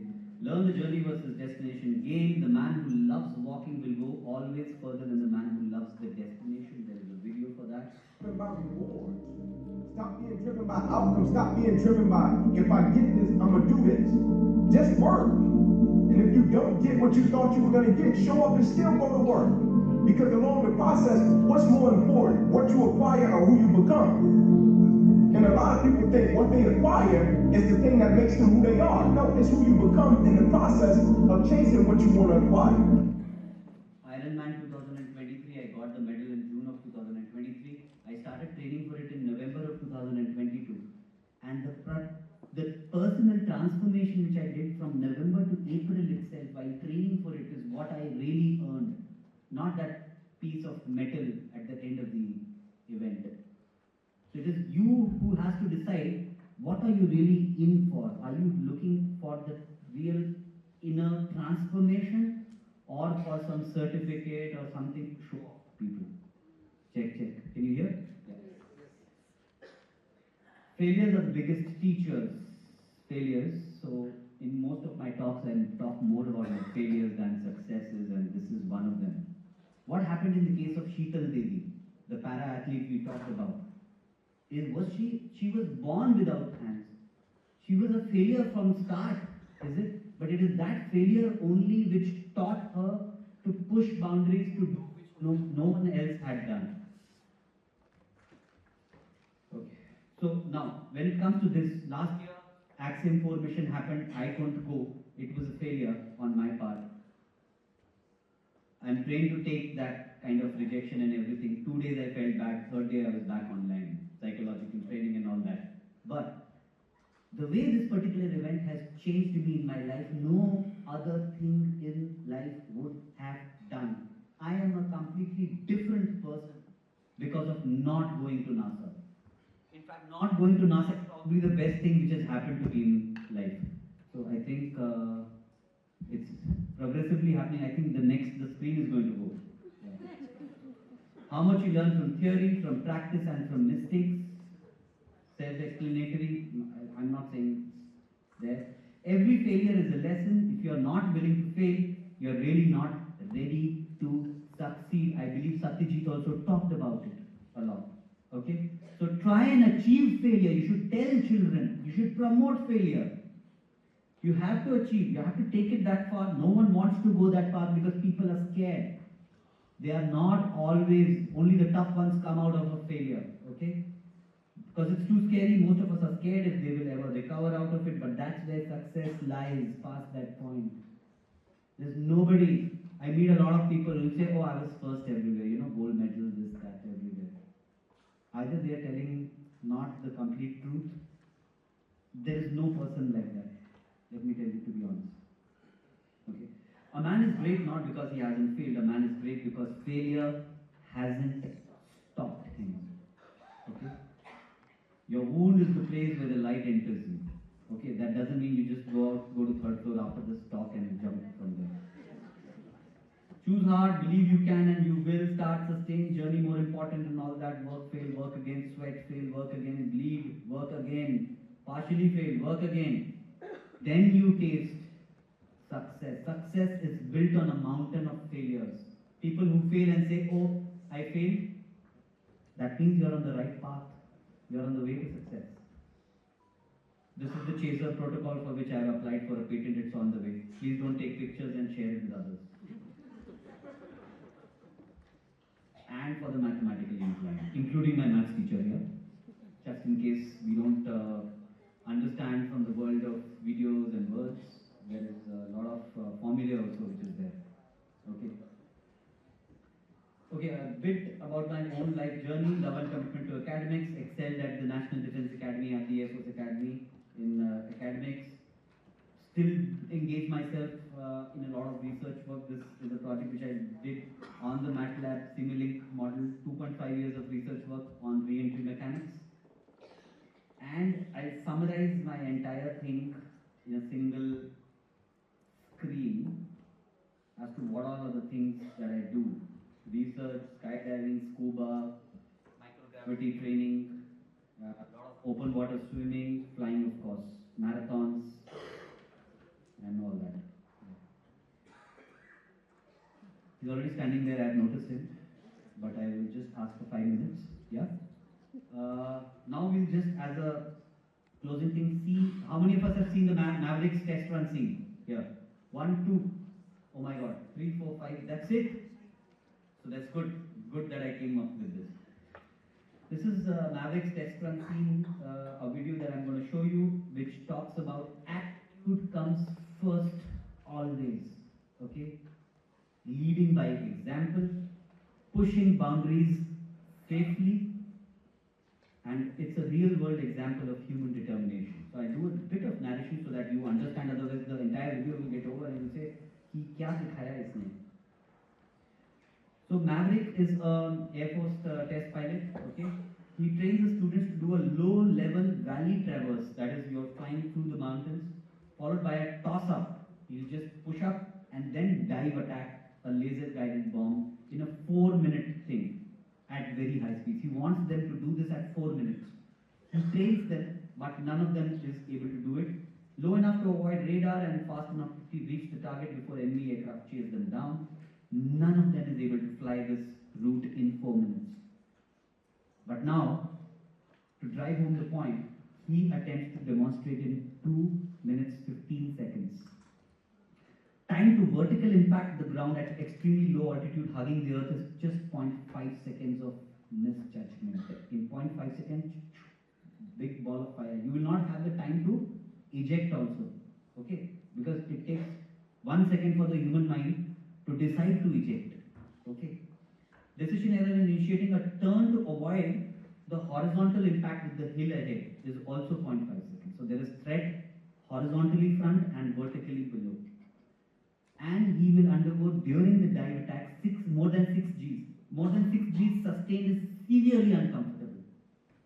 And sustained 7 G and above is extremely uncomfortable.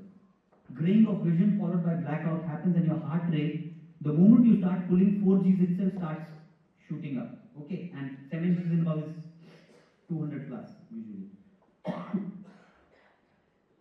And now, in the end, during this G phase in which he's continuing to pull, he will maintain a laser beam aimed on the target so that the bomb can sense that laser beam all the way and hit the target. So let's have a look at this particular video.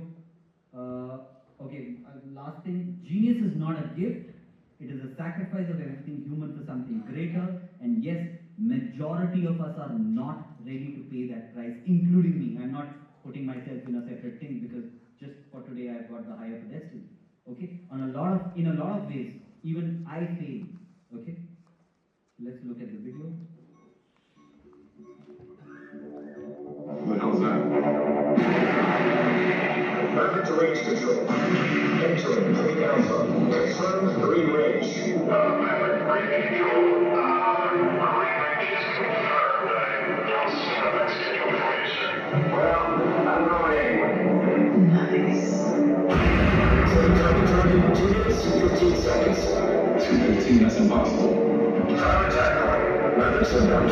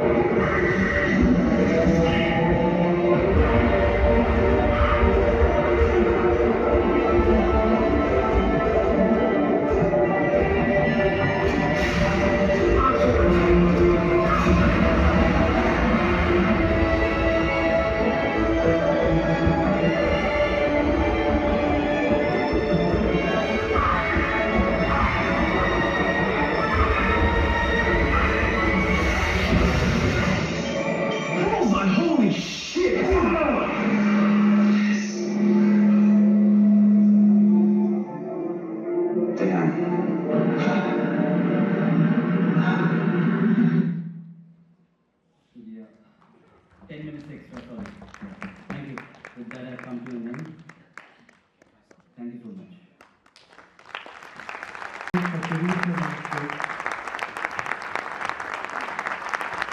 So, I guess both men have made the country and the nation proud, and we are very thankful for being here with them today, and them being here addressing you guys. And I would also like to invite Rajaram sir to felicitate both of them.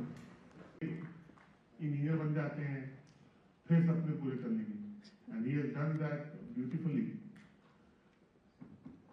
So I would like to invite Rajaram sir to felicitate Satyadeep sir.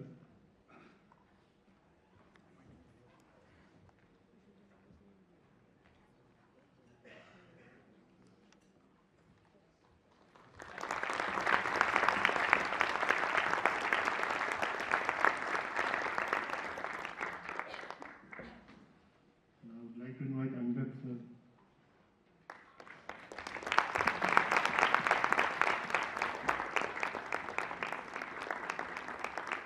Yeah, so Himanshu has done a lot of.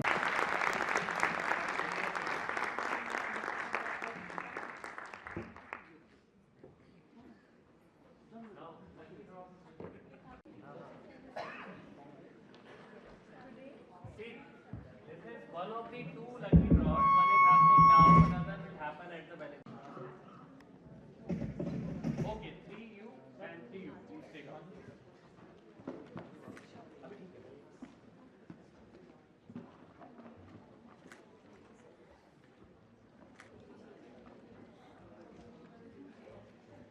This one is eligible. One more. It has to be stacked.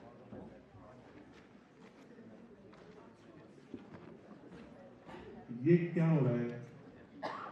One more. If they are not stamped, it won't.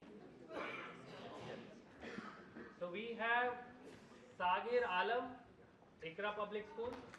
Please come. Naveen Reddy, AHPS. Please come. This is eligible but no name is there. वो मेरा है। पूरे time बच्चों को बोलते रहते हैं read the instructions carefully.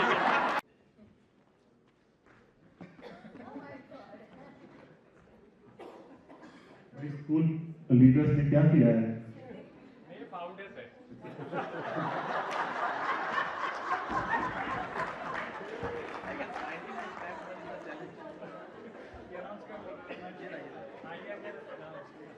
We have one. Another unnamed. Okay, I have Neetu Arora from Silver Oak School. Neetu Arora भी सिल्वर ओक स्कूल की बधाई हो। Priyam Sharma, Bal Bharti. Y Vishnu, JPS Hyderabad. And we have Satnam, founder Woodstock Public School. Come, all 6 of you. Yeah. Please come. From her. Neetu Arora is here. Yes. Priyam Sharma.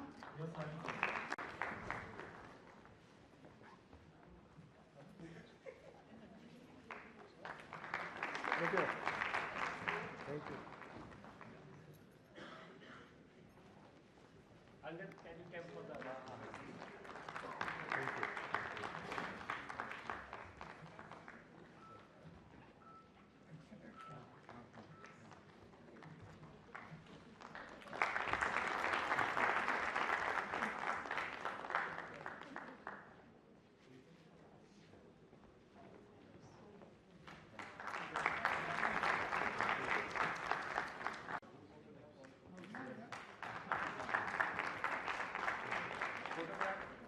Yes, smile please. Thank you. I guess I will request one more round of applause for both of them.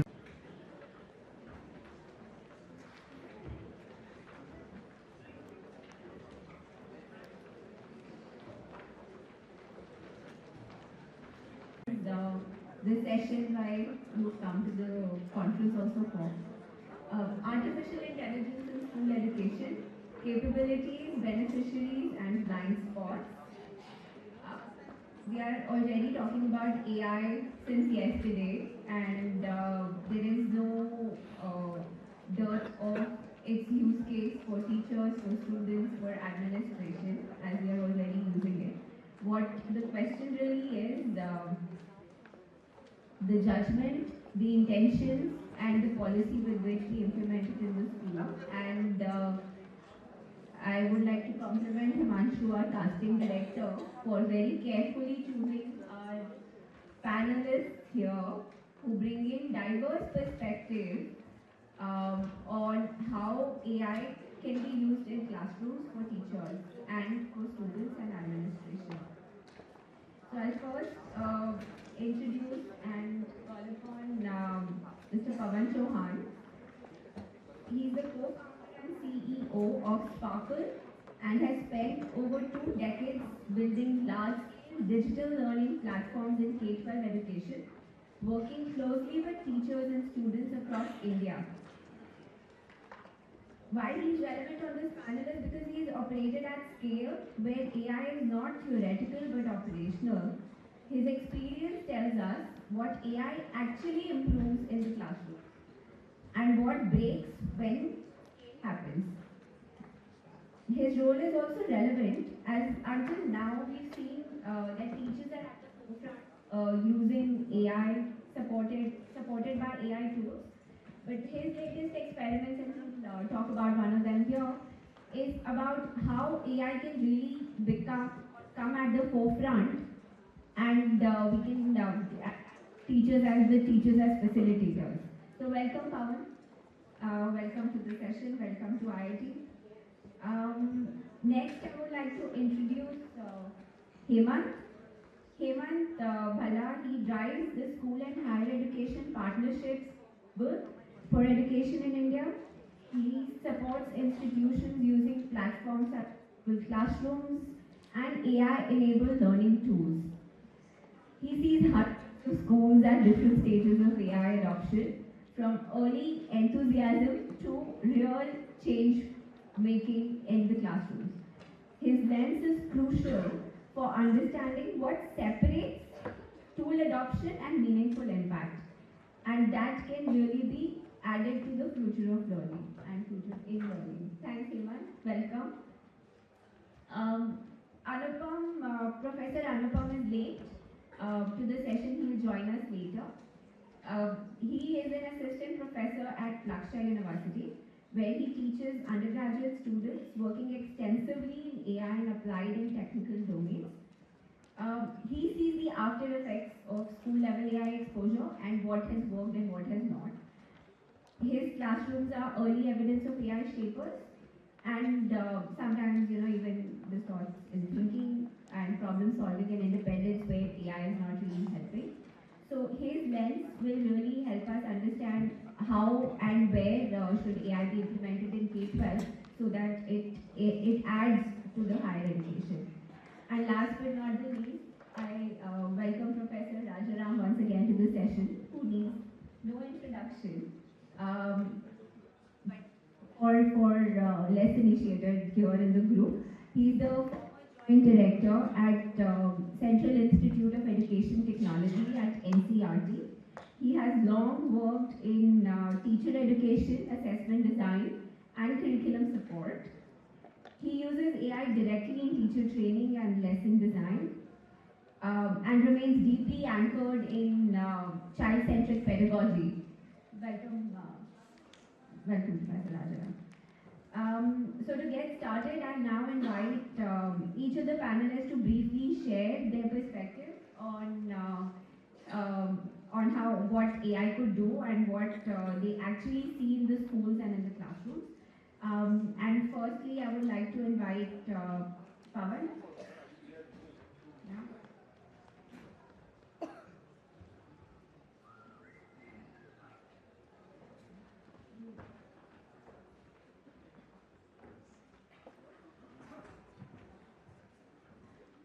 Thank you so much. So I am the co-founder of Sparkle, and we are basically into personalized And we, as you mentioned, we've operated at scale in the past in our earlier tasks. And while we started off with one-to-one personalized learning, which is teacher-led, and we continue to do that, teachers who are hugely empowered by AI. But what we've seen in last year and a half or so is that there is a possibility that AI can actually be at the forefront as well. Maybe I'll talk about that. So, basis my own experience, whatever learnings I've had, I've just jotted down a couple of sentences. You know, the journey has been for the last year and a half to 2 years, ever since you know, we had ChatGPT adoption starting off, and then obviously Gemini and the models coming in. So the first thing that I've learned is, you know, if the founder or the school leader does not evangelize AI, it's unlikely that it will leave the staff room. And I say this basis my own experience. You know, when we last April, May, when we started off, and ChatGPT started gaining a lot of adoption, the obvious thing was that it helped a lot with content development and the stuff. So the first thing for me to do was to give access to ChatGPT and other tools to the team, the content development team. And we hope that magic will happen. Within a couple of weeks, and they were all very excited about it, and it seemed very promising, but within a couple of weeks, they all came back and said, it just doesn't work. It just does not really solve the problem. Question तो देता है, पर accurately देता है. कभी सही देता है, कभी गलत देता है. Maths, there are lots of mistakes. Images it can't draw, graphs it can't draw. And within images, labeling, it gets wrong. So lots of challenges. So the point I want to make is, their feedback was correct. Those were really the limitations of AI back then. But then I sat down with the leaders and we said, you know, because, and that's why I bring up this point, because as the founder and the leader, you have a long-term view. So we knew that this is something which is not solving all the problems today, but if we do not really get down with it, sit down with it and work with it, chances are we'll be left behind. So I started creating questions. I worked at it. Whether you know it is maths, sciences, we started using it, and the leadership team started using it across the board. And then you know that after a point of time, magic starts happening. Had we not done it back then, we would not have been here today, where we've now started rolling out our actual AI tutor, which is as good as a live class. The next point, very quickly, I'll talk about is, you know, if you start off with the question, which AI tool, I think the battle is lost. And increasingly, if you look at your social media feeds, you'll find every day there are lots and lots of these tools which come out with a lot of promise, and we have the tendency of passing those tools on to the teams. Trust me, it doesn't work that way. I think AI has to become really integral to your processes, to your problem-solving process. To give you an example, we do thousands and thousands of hours of live classes every month. Now we have a huge problem. How do we audit those classes, right? In the offline world, you would have a team, which would take a sample, do a dipstick, and you would try to arrive at some conclusions. So we said, how do we solve this problem? So AI is another very able person, team member with you. You know, that's how you should treat this. And we said, okay, we have so many recordings of the classes. What if we push that recording into AI? And now we are able, every single session is audited. We are able to find out what percentage of the discussion was related to the subject, what was the language used, what were the issues, what was the attire of the teacher, was it all okay? And if, you know, if there are issues, they get triggered, and the academic heads then know when to actually intervene. So you start off with what the problem is, and then see where AI can be used, rather than throwing the tools at the team. Efficiency gains, cost advantages, lowest hanging fruits, I'm sure all of you have taken them, you know, and by all means do that, whether it is about creating content, designing low stakes assessment, correction and stuff like that. I think it will take away teacher drudgery, it will give back a few hours to the teachers, should be done very clearly. But personalization is when it will become transformational. Personalization is when, instead of just positively impacting teachers, AI will start impacting the students. Just to give you an example from e-commerce, for example, the first problems that tech solved were about warehousing, logistics, delivery, and stuff like that. Later on, and we can agree or disagree with that, is when they started looking at a personalized shopping experience. If you like this shirt, chances are you like these trousers as well. Now we could disagree with that approach, but fact is, the personalization really leads to magic. So here again, when you start using AI for personalization for students, that is when the magic will really happen. But to be able to do that, you need to solve for data first. See, data is the fuel for AI. Now, when we got down, we said, if we have to really personalize, we need to capture a whole lot of data about the students. So we said, okay, we have baseline assessments, we get that data. We have proctored assessments, where you get again good quality data. You have assignments, you have recordings of the class. So you have a whole lot of data, which then allows you to design the right interventions. Who are the students who are at risk? Who are the students who are doing well but could possibly do better? So solve for data when you are using AI for personalization.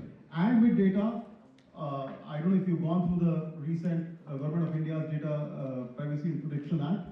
You also have to ensure that when you're dealing with vendors or anyone else, the data is protected.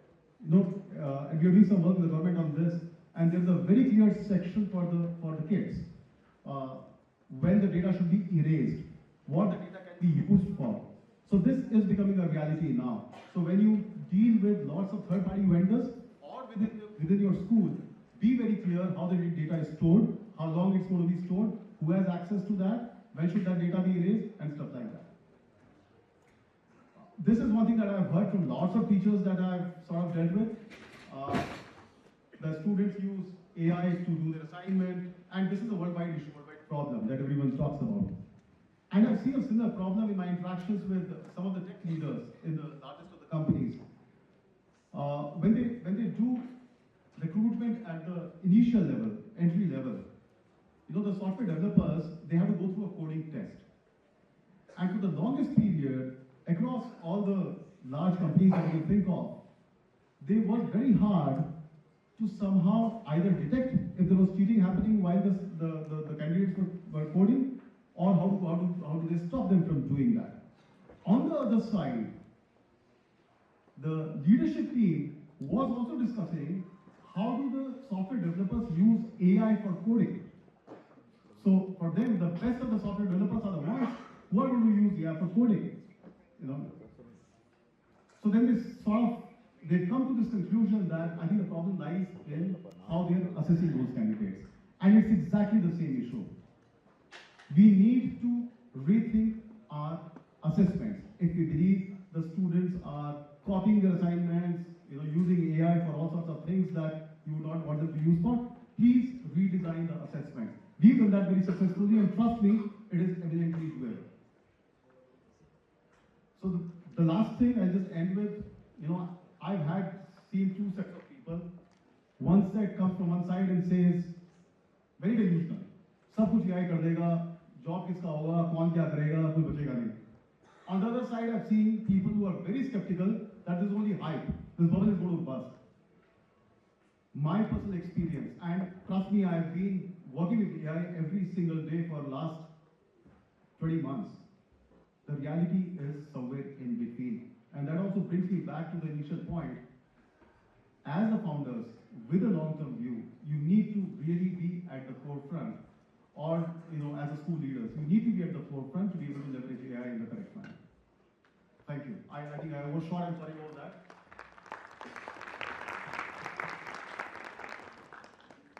Thank you, Pawan. That was great. So, summarizing, really it's the decisions and the judgment of the leaders that will define what happens in the classroom, how AI is adopted. And the answer really lies in between of skeptics and of enthusiasts. Thank you. I now invite Hemant and also Professor Anupam Sopti. Yeah, welcome you on stage. Yes, Hemant, welcome.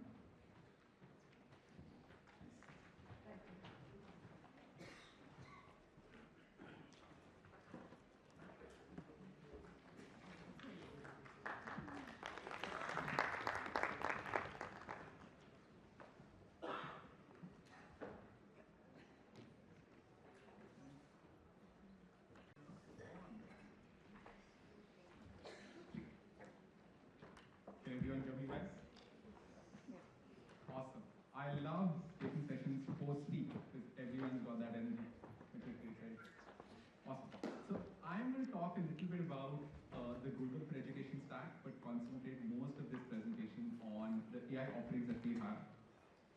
Because I've only got 7 minutes, it is going to be a teaser, but find us at the booth. I've got my colleagues with me, right? I've got Amit, Manoj, who are, I'm sorry? Can you guys hear me now? Yes. My soul can hear me. Fantastic. Completely. I was saying that because I only have 7 minutes, I'm going to quickly run through the presentation, but I've got my colleagues with me on the booth, right? We've got Amit, Manoj from the partnerships team, and then Palmi from the marketing team. Please find us, talk to us, and we'll give you more details about all of the products, okay? Thank you very much for taking the time. I'll take you through a little bit about the Google for Education offering and then dive into the AI stack that we have, right? Hopefully with some demos, because that is what I love doing. So as Google for Education, we've got 3 broad products, okay? One is the hardware side, which is powered by Chromebooks, right? Which is powered by Chrome OS, sorry. So our laptops are called Chromebooks. These are laptops that are powered by Google's operating system called Chrome operating system. It's also now endorsed by CBSE, right? So CBSE has this as part of the standard set. Whether you look at the desktop specification, and this is the CBSE circular from earlier this year, or the laptop specification, and we'll give you more details around it. Chromebooks are really speedy, secure laptops that will make sure that you have a seamless experience and you are able to manage your entire environment sitting centrally. So we'll tell you a little bit about the security that we have, right? You don't need any antivirus, anti-malware, anti-ransomware. You are on the most secure laptop in the world, yeah? And you can manage it easily. We'll talk more about it when we meet at the booth. We'll also give you real-time visibility of your fleet so that you can make data-backed decisions. You will know how each of your devices is being used. Where are schools where you need more devices? Where are schools where there's lower utilization, so you may need something like teacher training? The second one is workspace for education. So it's not just being used heavily in the K-12 segment, it's also being used a lot in the higher ed segment, including IITs. You look at IIT Madras, all of their programs use our most comprehensive version, which is towards the right side, called Education Plus. We've also got IIT Bombay using it, most of the NITs using it. Workspace is a collection of applications, Gmail, Google Docs, Sheets, Slides, all of those applications collectively are called Workspace, right? And there are learning specific applications like Google Classroom. In our AI offerings, everybody would have used the chat version, right? Or you would have the Gemini app on your phone. But there are also other features like Notebook LM. There's features within Google Classroom where we've integrated Gemini. I'll show you a little bit about that. There's features like deep research. There's features like guided learning that we have. I'll demo those. Yeah? And we also focus a lot on building a very strong K-12 community. As Google, it is our firm belief that it's great to introduce people to the technology, get them to buy the technology, but it's also very important to ensure that they are using the technology in the best way possible, right? So we've got programs like the Google Reference Tool program, the Digital Leader program, where we work specifically with your teachers, with your IT administrators, and your instructional leaders to make sure that you are really well set up to use the technology for long-term success. And we're also giving you the recognition by giving you branding such as Google Reference Tool program. I'm going to now run through a few things. How many people here use Google Classroom in their schools? All right. Oh, fantastic. Okay. A lot of the schools. So what you've got to do is, if you've got Workspace enabled, you log on to classroom.google.com, and this is the window that opens up, right? Your homepage opens up. Go into Gemini. Right? We're still... All right. I think this is a much better version. You can do all of these things with the power of Gemini. I'll just do one thing, right? Which is generate a quiz. So let us say I'm in grade 2. I want the number of questions as 6. And I want 2-digit addition with and without carryover. I can first click, and I'll save a lot of time. So this is what your teachers can actually do on a daily basis, right? Just click on generate learning objectives, and you'll get that. What I can also do as soon as the learning objectives are generated is that I can generate a quiz, right? We'll come back to this one. There's a little bit of a network issue here, but I've got my phone's Wi-Fi, so it's working to its best capacity. And we'll come back to this one. There's one more feature. So has everybody seen this interface of the Gemini app? Yes. Yeah? Okay, great. What you need to do here is go into Tools and click on Guided Learning. typically what happens is if you ask AI a question, it will directly give you the answer, right? What we've developed as a tool, keeping our educators and learners in mind, is that we've built a tool where the tool is actually pushing your thinking to help you think and learn a concept. Let me give you an example. I was a teacher for grades 2 and 3, so let me take a very simple math example. Okay, let me just say this. What is 26 plus 26? Is it 412? Okay, let me make that mistake.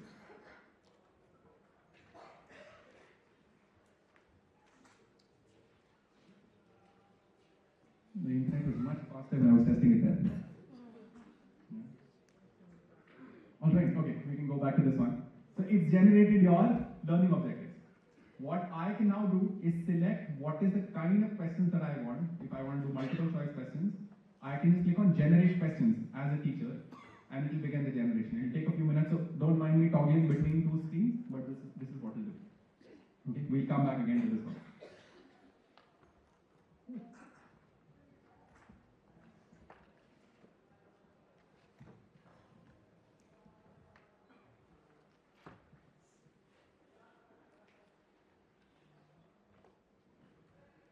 Alright. Not the things you would want. Well, find us at the booth. We'll make sure we do proper demos for you if internet does not work. Right? Otherwise, I'll take you to the next part, which is Notebook LM. Okay? So, but I promise it works really well. You just need like better connectivity. What I've done here, how many people have used Notebook LM? Alright, much fewer hands came up. Okay, alright.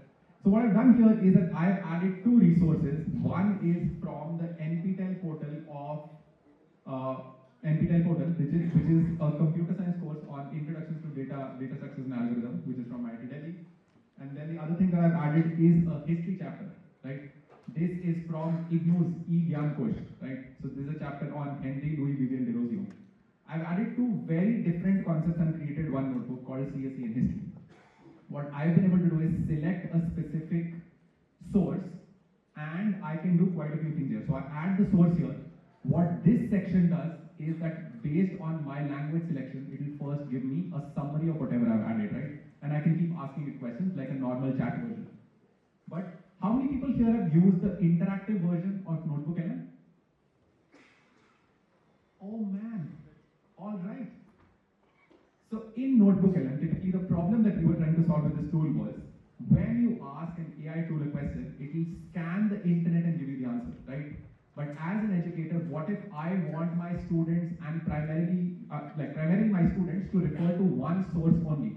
Let us say I want them to refer to just grade 6 NCERT textbook chapter 5 and I only want the AI to give answers from there. What do?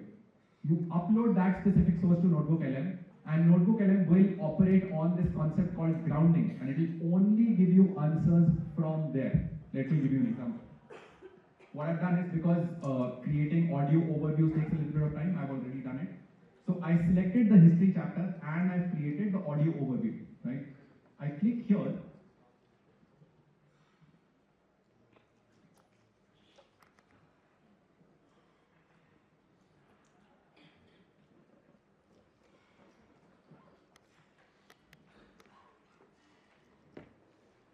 All right. Let's give it another try. Okay.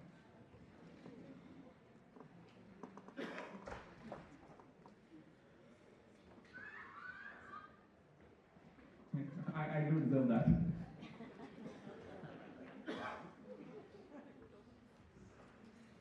Alright, there is some network issue, my apologies, but what it can essentially do is that I can actually ask it a question. So what it's done is, it has created an audio overview based on the textbook. So it's created like a podcast where two people are talking, and I can raise my hand in between the podcast and ask it a question. Based on my question, if it's not relevant to the topic, it will say that you asked a question that is outside of the topic, right? But if it is, it will again scan that particular source and give me an answer from that source only, right? So it's a great tool, you all should definitely try that. Along with that, we've also got quite a few things, right? Based on specific sources, You can create flashcards, you can create slide decks, you can create quizzes, you can create a video overview, right? So, for example, this was, alright, I don't trust the internet now by this time, but this was like a mind map that I created on the topic of data structures and algorithms, right? So it gives like a really nice breakdown. Another thing that it can do is, it can give you all of these things in multiple different languages, right? So for example, here, we can, I don't know whether you all can see it, but the audio overview of this particular notebook LM, same chapter of history, was created in Bengali. So we've got support in 50 languages that you can leverage, right? So Notebook LM, very strong tool.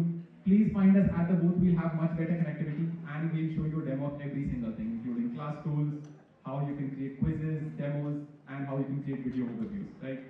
Apologies for the bad demo, but please find us at the booth.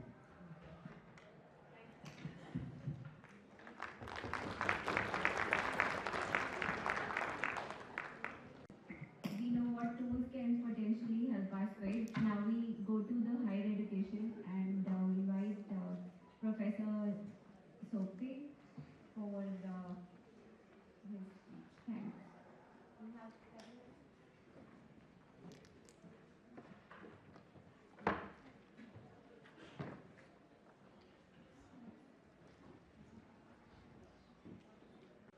Okay, so my talk is a more general talk. I'm going to be talking about, we all know that AI has amplified something, but I'm trying to somehow articulate what exactly does AI amplify. And in that amplification, how to think of learning when wisdom is on tap, right? Now, no longer with Google search, information was on tap, right? But now, in some sense, wisdom is on tap, and wisdom is available readily. So how should the role of humans change with respect to this change that we see in technology?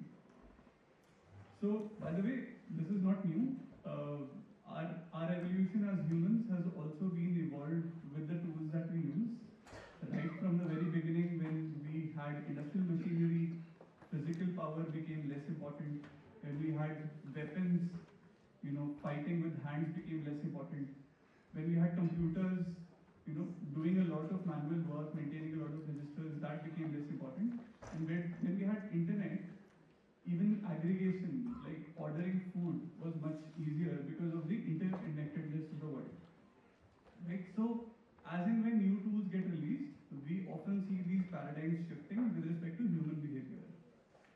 So, what exactly has changed now? Right? So, this is sort of a, not a very clean, but hopefully illustrative illustration of what has changed. Okay.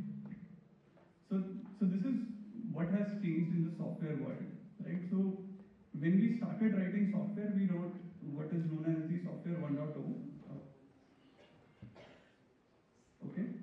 So in software 1.2, we still had to write, every if else. We had to specify very hard logic, and we couldn't really do things which are very easy. So this is an example of sentiment classification.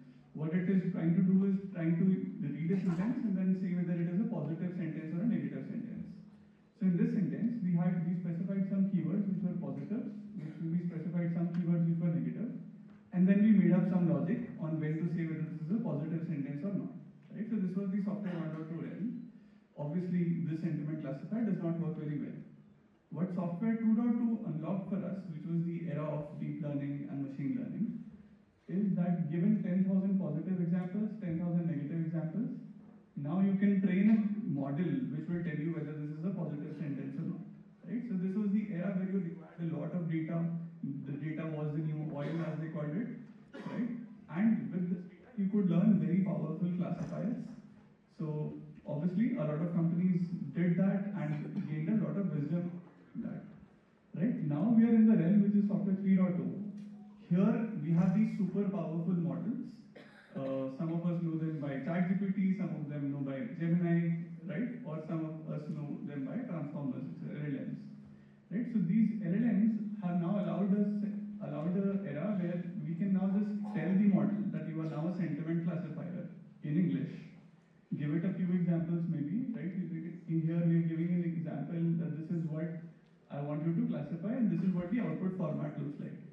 And using this, it is automatically able to understand what needs to be done. This is pretty close to how we operated as humans, right? So in this age, the way that we interact with computers is going to change significantly, right?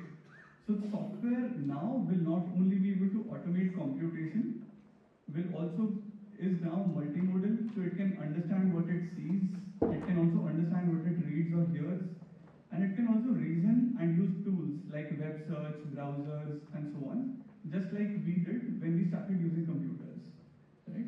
So this software of the next era, the amplification which has come with AI, is a much more powerful amplification in terms of the tools that we use, right? So how exactly does this change things for us? So this is an example of what a software 1.2 interface look like, right? This is an ultrasound analysis tool. So in a software 1.2 realm, when people build software, they had to manually input these values, they had to manually input some things, and then the software was able to tell them certain things about this ultrasound. In the software 2.2 realm, there was an image analysis model which was now available. So the model could automatically identify whatever needs to be identified, auto-populate a lot of these dimensions, and then give you that information. But in software 3.0, now the person can even have a conversation with this AI. It is not only able to answer this, it is able to understand the context. It also is able to search the internet for what are some other examples globally which have had similar cases, and therefore this is the information that you need at hand, right? So imagine now there is a super sentinel which is always helping you. It has knowledge of all of the internet. It understands the context that you are in. So understanding digital media is going to be becoming more and more easier. Interfacing with computers is going to be becoming more and more easy. So how is this changing jobs, right? In case of jobs, and I'm trying to backtrack from how jobs are changing and therefore how do we need to adapt as humans.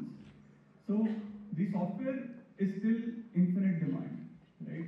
Everybody needs the software, right from the Perpetuity to come, right, to the Microsoft CEO, the Google CEOs, right? Everybody needs software. And leaner teams are able to actually achieve more.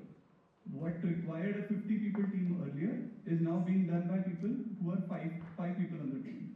So what does this mean? This means that people will have to do more functions per person, right? The person is not just product management, but also sales, also HR, also engineering, and maybe at some point all in one, right? There are now one-person companies which are able to significantly more than what required, let's say, 100 people in the past. It also requires broader world models per person, right? What we typically saw in education was that people specialized into narrow domains. So if I was a great JavaScript developer, I was getting paid very well, right? That was my specialization. But now it may not be enough because more people are able to do that specialization pretty well. So it used to be quite good not long ago, but now it may not be good enough because we need to have broader world models. And it requires more agency, right? It requires more agency which currently humans have, models may not have. What is agency? When we see constraints as negotiable, right? If you tell an AI model, the output format is this, it is already looking at that as a constraint and trying to generate certain output, right? But a high agency person will say, why does the output have to be like this, right? They will also assume personal responsibility when things are not working. They will often ask, how should I change my behavior to make this thing work? They should initiate action without permission, design paths instead of following scripts, persist through ambiguity, right, and convert ideas into reality.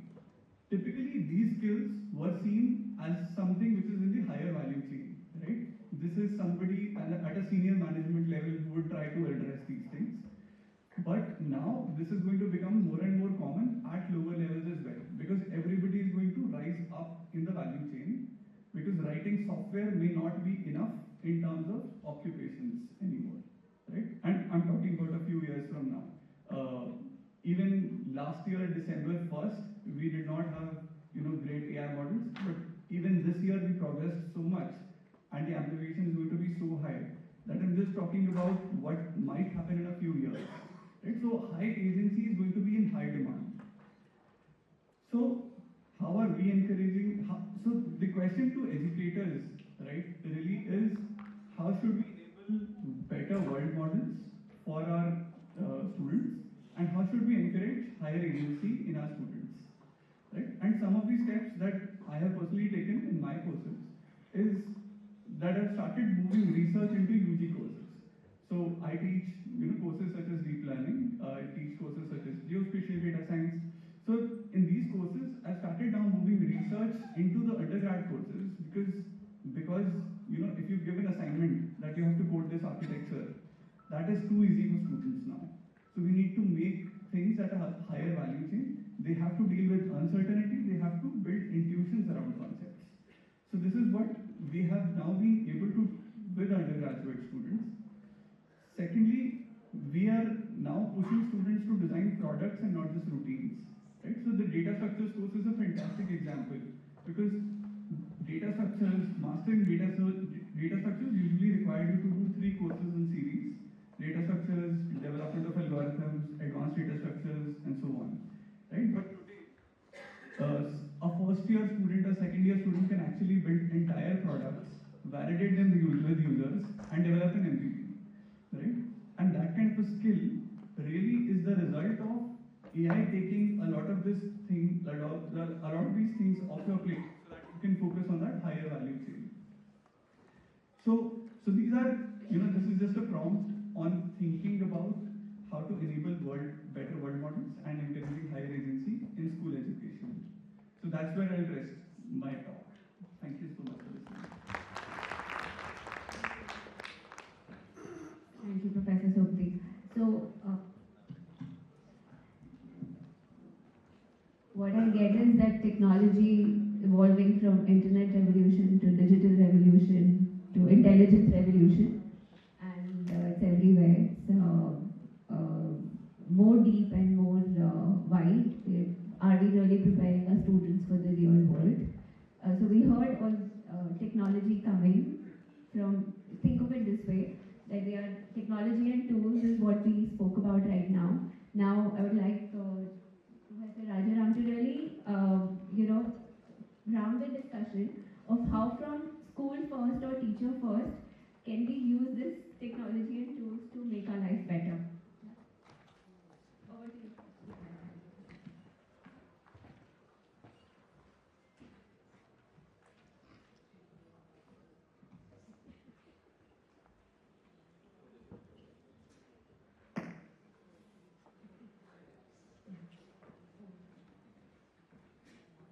Good afternoon to all of you. As Prerna mentioned, I'll try and look at this as one of you. So to save some time, I did the homework for you, which means this is freshly minted early morning homework. Okay. There is an organization in the US called AI for Education. They call themselves this, and they are sort of going around various districts of various states of the US. Trying to promote an understanding of how curricula should be constructed, how syllabi should be constructed, what tools a teacher needs, how should that be introduced into classrooms, what should teachers do, and so on. By the way, this entire presentation, this particular mail, and a complete framework that these people have built has either already been circulated to you or will be circulated to you soon, so you don't have to take down anything from it. Okay, and that's what technology should do for us, right? Okay, there are a whole lot of links here on this page, and each of these links lead to some resource. Now, the idea behind starting my presentation from here was to point to you that there is a lot of ground preparation that needs to happen before we start saying that we have now let loose a child in front of a small window in which she or he can type something. So what could those preparations be? How will teachers prepare for themselves for that? How will assessment happen? How will teaching happen? Should a teacher teach AI? Will a child learn on its own? Hundreds and hundreds of questions are going to arise when we start saying that we want to do this. The easiest option would be to get to Pawan and say, give me that product. Okay? But then, please note that that may not be what you want. Right? So how do you actually think through this whole idea? Each of us has sampled that bit. Each of us has looked at it from some perspective which was close to our heart at that point in time. For instance, each of us will say that we have used AI.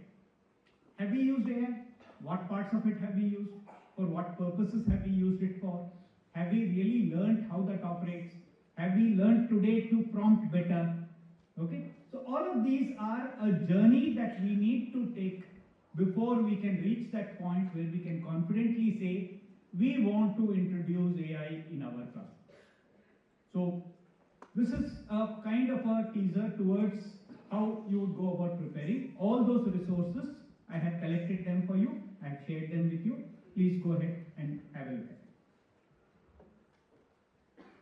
Then what I did was, I picked up that framework for how to introduce AI that this document gave me, one of the documents that the AI group gave me, and took it to Notebook LM and said, generate a good infographic which sort of summarizes everything. I gave it no other prompt, I gave it only that much. Now what does it tell me about AI? Now the framework is also saying that, and Notebook LM's infographic is also trying to summarize that. So what do the people who are actually evangelizing AI in schools think of AI? Look at the three pillars that we have got. The domain one says, know your basics. If you don't know your basics, you're going to be a poor user of AI. Whatever that basics mean at whatever level. So that simple question of 26 plus 26 is equal to what? When a teacher asks, please ask yourself what should be that basics that you need to have in order not only to construct a question like that, but also to diagnose the incorrect answer of that child. When that child comes out with an incorrect answer, what kind of feedback are you going to give to that child? And if that child is going to be too young to receive feedback and directly act on it, so how will you handhold that child to unlearn that incorrect process that that child has gone through, and how will it get correct? Okay, so the basics has a lot of import here, and that is the first pillar that it identified. The second is that it said be a critical thinker. The more critically you can think, the more higher order questions that you can raise in your mind, the better you will be able to milk the possibilities of this technology. Put in garbage, it will give you garbage. You'll come out saying AI doesn't know. Frankly, AI doesn't care. Okay? It knows what it knows. It is your inability to ask the right question that will stop it from delivering to you. Okay? And this also has an implication for some of us who are trying to jump into this and say, we will introduce AI from first standard itself. Please, be reasonable. If it requires critical thinking, you cannot be using it for some activity which requires critical thinking in first standard. But can a first standard child use AI? Yes, it can. You will have to figure out what is it that I want that first standard child to do with AI, and also look at what the implications of that are. We'll dwell on it a little later. There's that third thing that lead with that advantage that you've got. Now notice in the examples that were showcased here, an individual child with an individual mouse or a trackpad in front is the only person who can go ahead and work with this. Is there a possibility that my classroom can be converted into this kind of a thing? Can one teacher, 40 children scaffolded into that small room, work with AI? That will require your imagination. It is possible, but you will have to think through how that will work. And if the teacher is doing the thinking, then what are children doing? Children are watching television. Okay? So be warned about this thing. I am only trying to sort of, show you. And this is coming from a document which is actually being used to promote AI in education. So hold on to this idea as we go on. So my take. Should you use AI? Yes. Will it work in our school? No. Should it work? Yes. So there is a journey towards that. There is a pathway you will have to traverse before you can reach that point of saying that I am meaningfully using it, I am purposefully using it. It is actually helping my children do something better than what they were doing till now. And it is in the long run going to be beneficial to those children because we are giving them wings. And those wings don't come out from some fancy video reel that you can generate using some AI tool. Please be warned about that. So let me get into a little detail. AI readiness is not about the tools, but about the people and the purpose. You ask for better things, it will give you better things. And by the way, this came out from ChatGPT. Again, not my invention, though I claim ownership of it. Okay? In the sense that I am responsible for it, giving out this output. I asked ChatGPT what are the 5 key takeaways from this document. And ChatGPT gave me this out of which these are the 2, and I'll have another slide. Incidentally, all of you do this for a little homework also. I have this on my phone, but then I want you to do this. I asked ChatGPT, give me 5 top reasons why I should not introduce AI for very young children. And it gave a very interesting answer, which I believe will help you. Do this with Google search also, it will give you a very similar answer. And try and see if those small links that are there in those statements that the AI output gives you, try and pursue them a little further. Find out what those other links are saying, what is it that the world is thinking of. There are lots of people who have already tried this out. Why not learn from them? The wisdom is already there, so why not take it from them? Find out what is it that people have tried out, what is it that they did. Maybe from their mistakes you can learn. Maybe from their attempts you can learn. Maybe you will still conclude that you want AI, or you might even conclude that you don't want AI. But then the choice is yours, but do go through this journey of asking what this can do or what it can do. Digital literacy and data literacy is a bare minimum, which is also one of the reasons why you cannot introduce this in primary schools. Because your children have not reached that maturity level of working with a PC, with the kind of constructs that are required to work with it. Okay? So, rather than wasting time doing trivial things, incidentally, a little offside, I work with a group of schools, about 800 schools, run by the Social Welfare Department of the Karnataka government. And these are what are called Morarji schools, Kasturba schools, Ekalavya schools, and so on and so forth. Basically meant to be rural analogs of that Navodaya school kind of thing. Residential campuses, fantastic campuses, and so on. They asked me to help them develop a complete ICT curriculum for their school. And the first thing that I asked them was, give me the data. How many computers, how many networks, how many internet connectivities, and so on. It turned out that a large number of them did not even have enough number of PCs. Internet connections were run out of a dongle. When in the IIT forum, Hemant was not able to produce an output. With a dongle stuck inside a PC and a shared internet across 10 computers, you're going to start an arithmetic problem and come back the next day. So please be aware of what is it that constitutes this environment before trying to jump on it. As a personal use, you want to use it, go ahead, welcome. Try and learn from it, try and do the best that you can from that. Okay?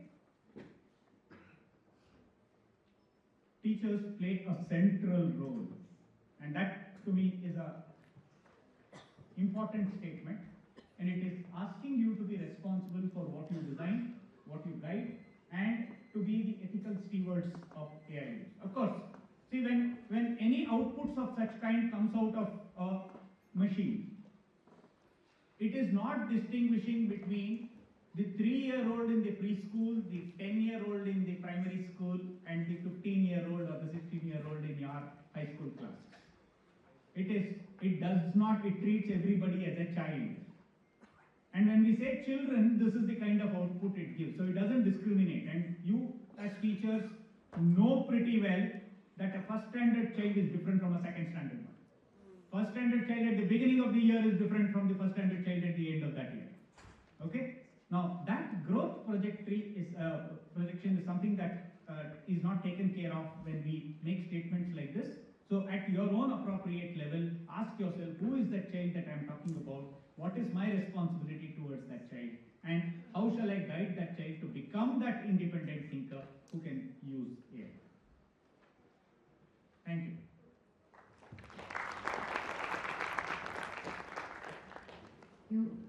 Thank you, Dr. Raja.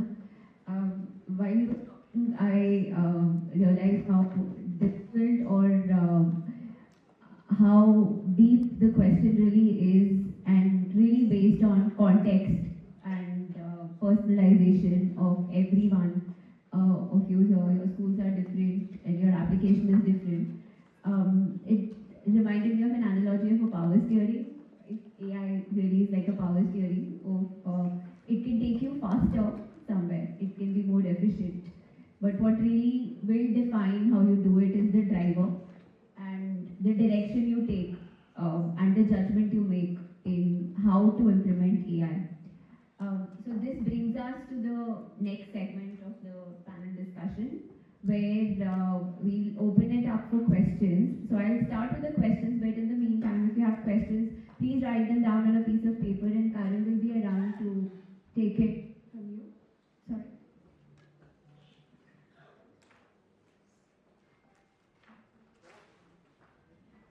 Yeah. All right. So we're gonna start with the first round of questions. So this topic really is three parts, which is capability, beneficiaries, and blind spots. So I first would like to ask questions from the panel around the capabilities that they see where AI is helping enhance the teacher capability, the administration capability. So my first question is to Pawan. You have the mic there. Yeah. So you work extensively in with school students through online learning, right? So where teachers are supported by AI. So what part of teachers' work you see that is currently supported, and where you see it evolving in the next few years? Okay.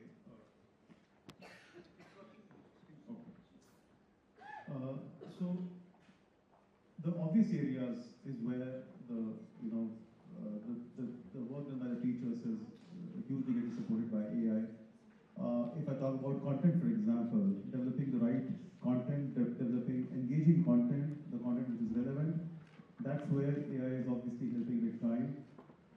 If I talk about communication, with the parents, for example, in our case, and I'll give you an example there. Now as I mentioned earlier, we collect a whole lot of data. So what we've done is we have recordings of the classes, what is the engagement happening in the classes, baseline assessment, everything. We've taken all of that data, transcripts of the recordings, and we vectorize that. Performance in the assignments, rest of the assessments which are done. And we've created an app for the parents. So now the parents are able to, they can ask a question. They don't have to wait for a parent-teacher meeting, so to speak, to ask the questions. So I might have a question, for example, my child, compared to last month, how is he or she doing in maths now, for example? Now, a lot of that communication now, is something which, so the teachers can then focus more on more value-adding communication. How do they really help the child beyond the usual stuff? So it is content, communication, and correction of copy, for example, assessments, checking them, correcting them. These are the low-hanging fruits which very clearly, the teachers adopt, have been, in our case, have been using as fasting. Brilliant. Thank you, Pawan. So I'll take this further to Hemant, to you, because you also work a lot with schools, and you've seen multiple use cases of different tools being used by teachers to also showcase creating a lesson plan. How and where have you seen most usage of, say, notebook LM, and where and how can schools increase, and which kind of schools also benefit from it the most? So we're seeing a lot of use usage of AI in particular when we think of the use case of covering students across different learning levels, right? And even though we've got the audience from the K-12 segment, there's a very big difference when it comes to public sector and private sector, right? If you look at public sector and you look at like the reports that Pratham does, the PASSA reports, the annual state of education reports, grade 5 students are learning at a grade 2 level. They're reading at a grade 2 level, right? So AI being used in public schools is very different, right? Where essentially teachers are using it to create differentiated lesson plans. For example, there's one of the features in Gemini where you can take the same text and re-level the text. So if there is a child that's reading at a very low level, teachers are using our tools to re-level a text to ensure that someone who's just started to learn has the same kind of text, has the same context, but is reading at a much lower level, and you're able to cover like across levels. In like private schools or maybe like more well-resourced schools, we're seeing teachers create a lot of rigorous assessments for their students, where they would have taken a lot of time in creating assignments, assessments that really push their kids towards maybe like the next grade level. We're seeing a lot of those things happening, and I think it's very interesting to see how we're not only able to bridge the learning gap with AI, but also really push the learning levels of the students and also kind of push the critical thinking of the teachers as well, and not just the students. So that piece is really interesting to us, and we've only started. The person who has asked this question, can you put up your hand? Are you meaning children with learning difficulties, or are you saying normal children? Okay, let's define this normal children bit a little. There are children who get 100% marks, there are children who just about scrape through and manage to get 35 because you managed to give them 5 extra grace marks. Every classroom has this complete distribution of children. Every child in relation to the fellow in front is an inclusive child.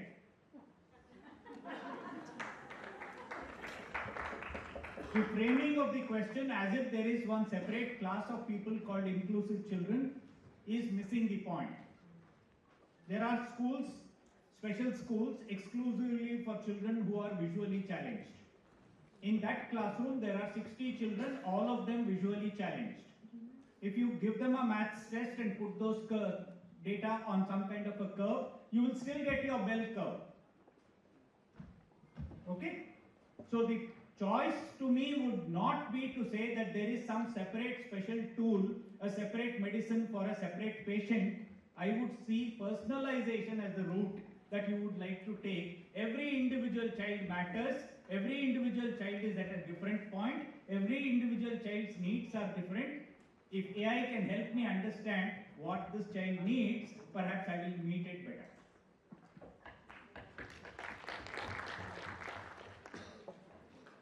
Thank you. I'm getting a lot of questions, so I'm putting my questions away for the time being. I'll just ask the questions that the audience has here. Question for Rajaram sir. NEP 2020 stresses on experiential learning. How does AI align with this philosophy? Experiential learning itself means hands-on. And what you heard from the astronaut in the morning was that attitude comes first, skills come next, knowledge comes last. Give me a machine, ask me to do something with it. I require, first of all, a lot of attitude to do something with it.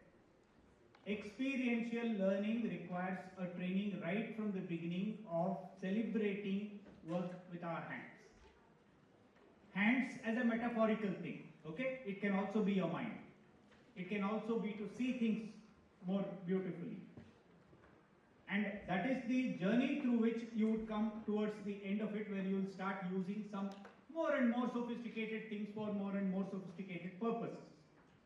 The AI's purpose is not to give you experiential learning, but AI can also be used for experiential learning within that small confines of what AI can do.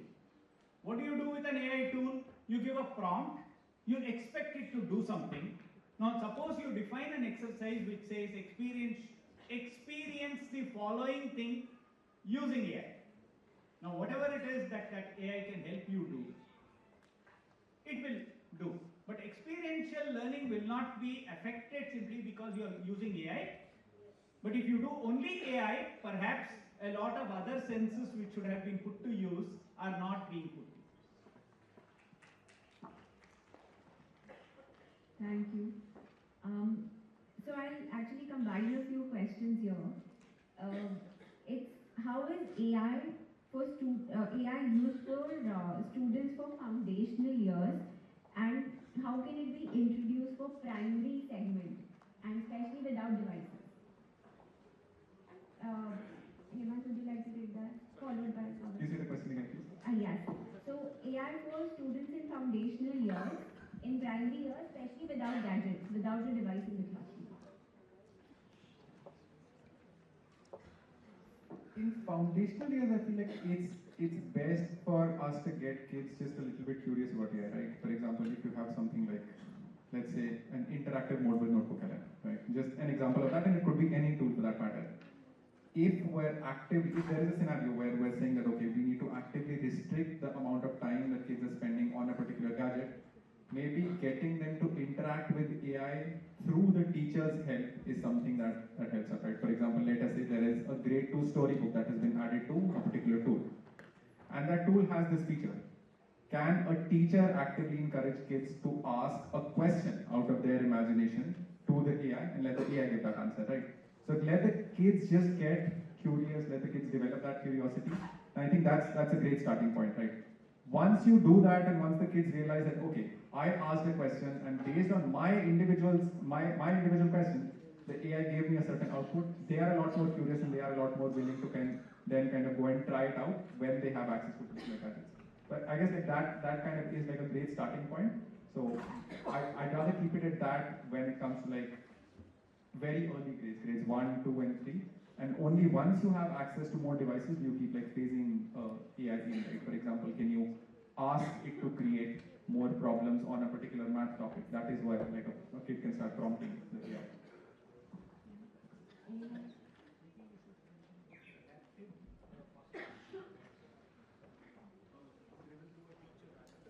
Yeah, exactly. I think that's the whole point, right? When you talk about the foundational years, very clearly, it is through the teachers that you have to really give them exposure to AI. And the teachers obviously get hugely empowered, and Professor Rajaram talked about, also touched upon the personalization bit.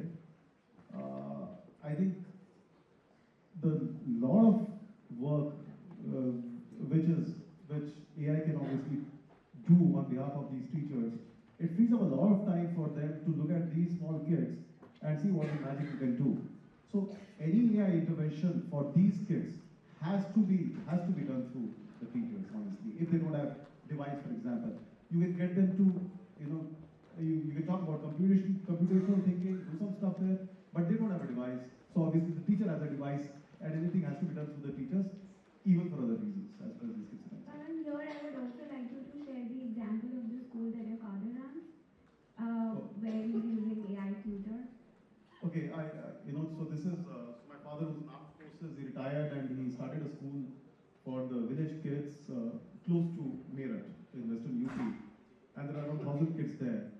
Now, the kids are, and I interact very regularly with those kids, very excited about everything, very curious and extremely good. But it's also the challenge to find good teachers there, who can communicate well, who are conceptually strong and stuff like that. So we at Sparkle we created, using the entire experience of so many personalized one-to-one classes, thousands of hours, we created an AI tutor, which works almost like a live class actually. So I went to the school last month and did an experiment, and it was my father's suggestion actually. Take the laptop, the device, connect it to the projector, so the entire class has access to that. And the teacher does the role of a moderator. And then it starts talking, you have all the slides, one by one, there are engagement checks where it should ask questions, there are concept checks, and whatever answers the students give, the teacher, the moderator there on behalf of the students can feed in those answers, and then it becomes a very engaging class. And the teachers there and the students really loved it, and it solves a real problem. So I think that's what you were talking about. You have something to. Yeah. He, of course, was referring to it from within the context of the product that he was using there, and therefore there was a conceptual frame and so on. Let's look at an open-ended possibility of this kind of what will the teacher do with this. I found a cute little video on YouTube where someone was trying to demonstrate how that person used an AI, whatever AI, and generated a little video of Jallianwala Bagh massacre. Okay? Now, if you take just this as the problem statement and break it into the component parts, there is, first of all, a little storyline, perhaps that is picked up from a textbook or whatever, and is plugged in there. The textbook has a paragraph which perhaps can start as the starting point for this entire conversation. The teacher now uses ChatGPT or whichever else to try and generate a script out of it. Okay? Now the script automatically means there is a visual component and there is an audio component, and therefore all of those things are being spliced up. I'm still holding on to this context where there is a projection, the teacher is leading the show, and all children are putting in inputs into that thing, every one of them, and trying to define what should that scene look like, who will be those characters who will move in there, what will the building look like, who will be those people, what will be they wearing. Okay, so the more and more sophistication of that prompt that emerges out of this entire discussion of children trying to translate that little paragraph of text into a complete imagery of how would Amritsar have looked at that point in time, what would people have been there, who are those people, would all of them be Sikhs, would they be different? It opens out enormous possibilities. Now try and translate this into a foundational year class. There is a little story which is being read out, otherwise imagined by the child. Now what we are trying to do is we are trying to convert that imagination into some kind of a visual and seeing whether that is what the child wanted to get at. Now this is playtime. This is not learning, this is playtime. But please do relegate learning to the last bench and create 4 extra periods for playtime, because in the foundational stage, that is how children learn. They don't learn through all those rigorous algorithmic learning that you try and do otherwise.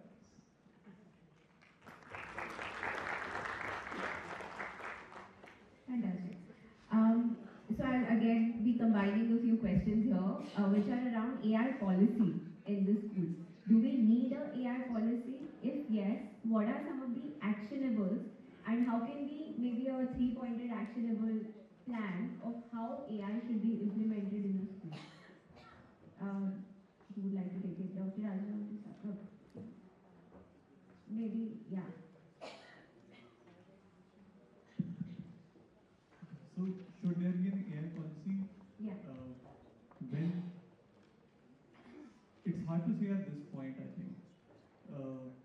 So, even though we might be able to regulate things on what to use and what not to use, I think there is still time in being able to see what exactly is the kind of skills that students need to learn.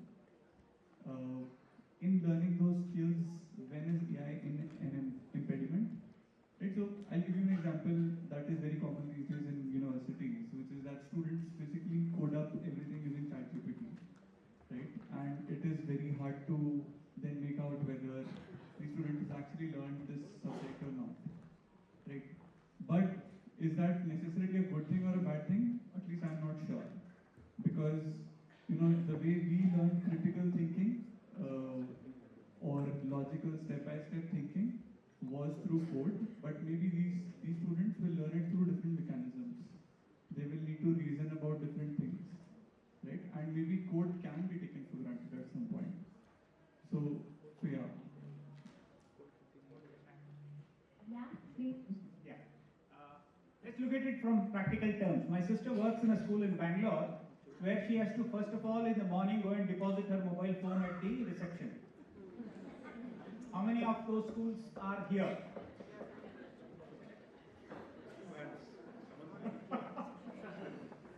So that person doesn't require an AI policy because he has already banned it.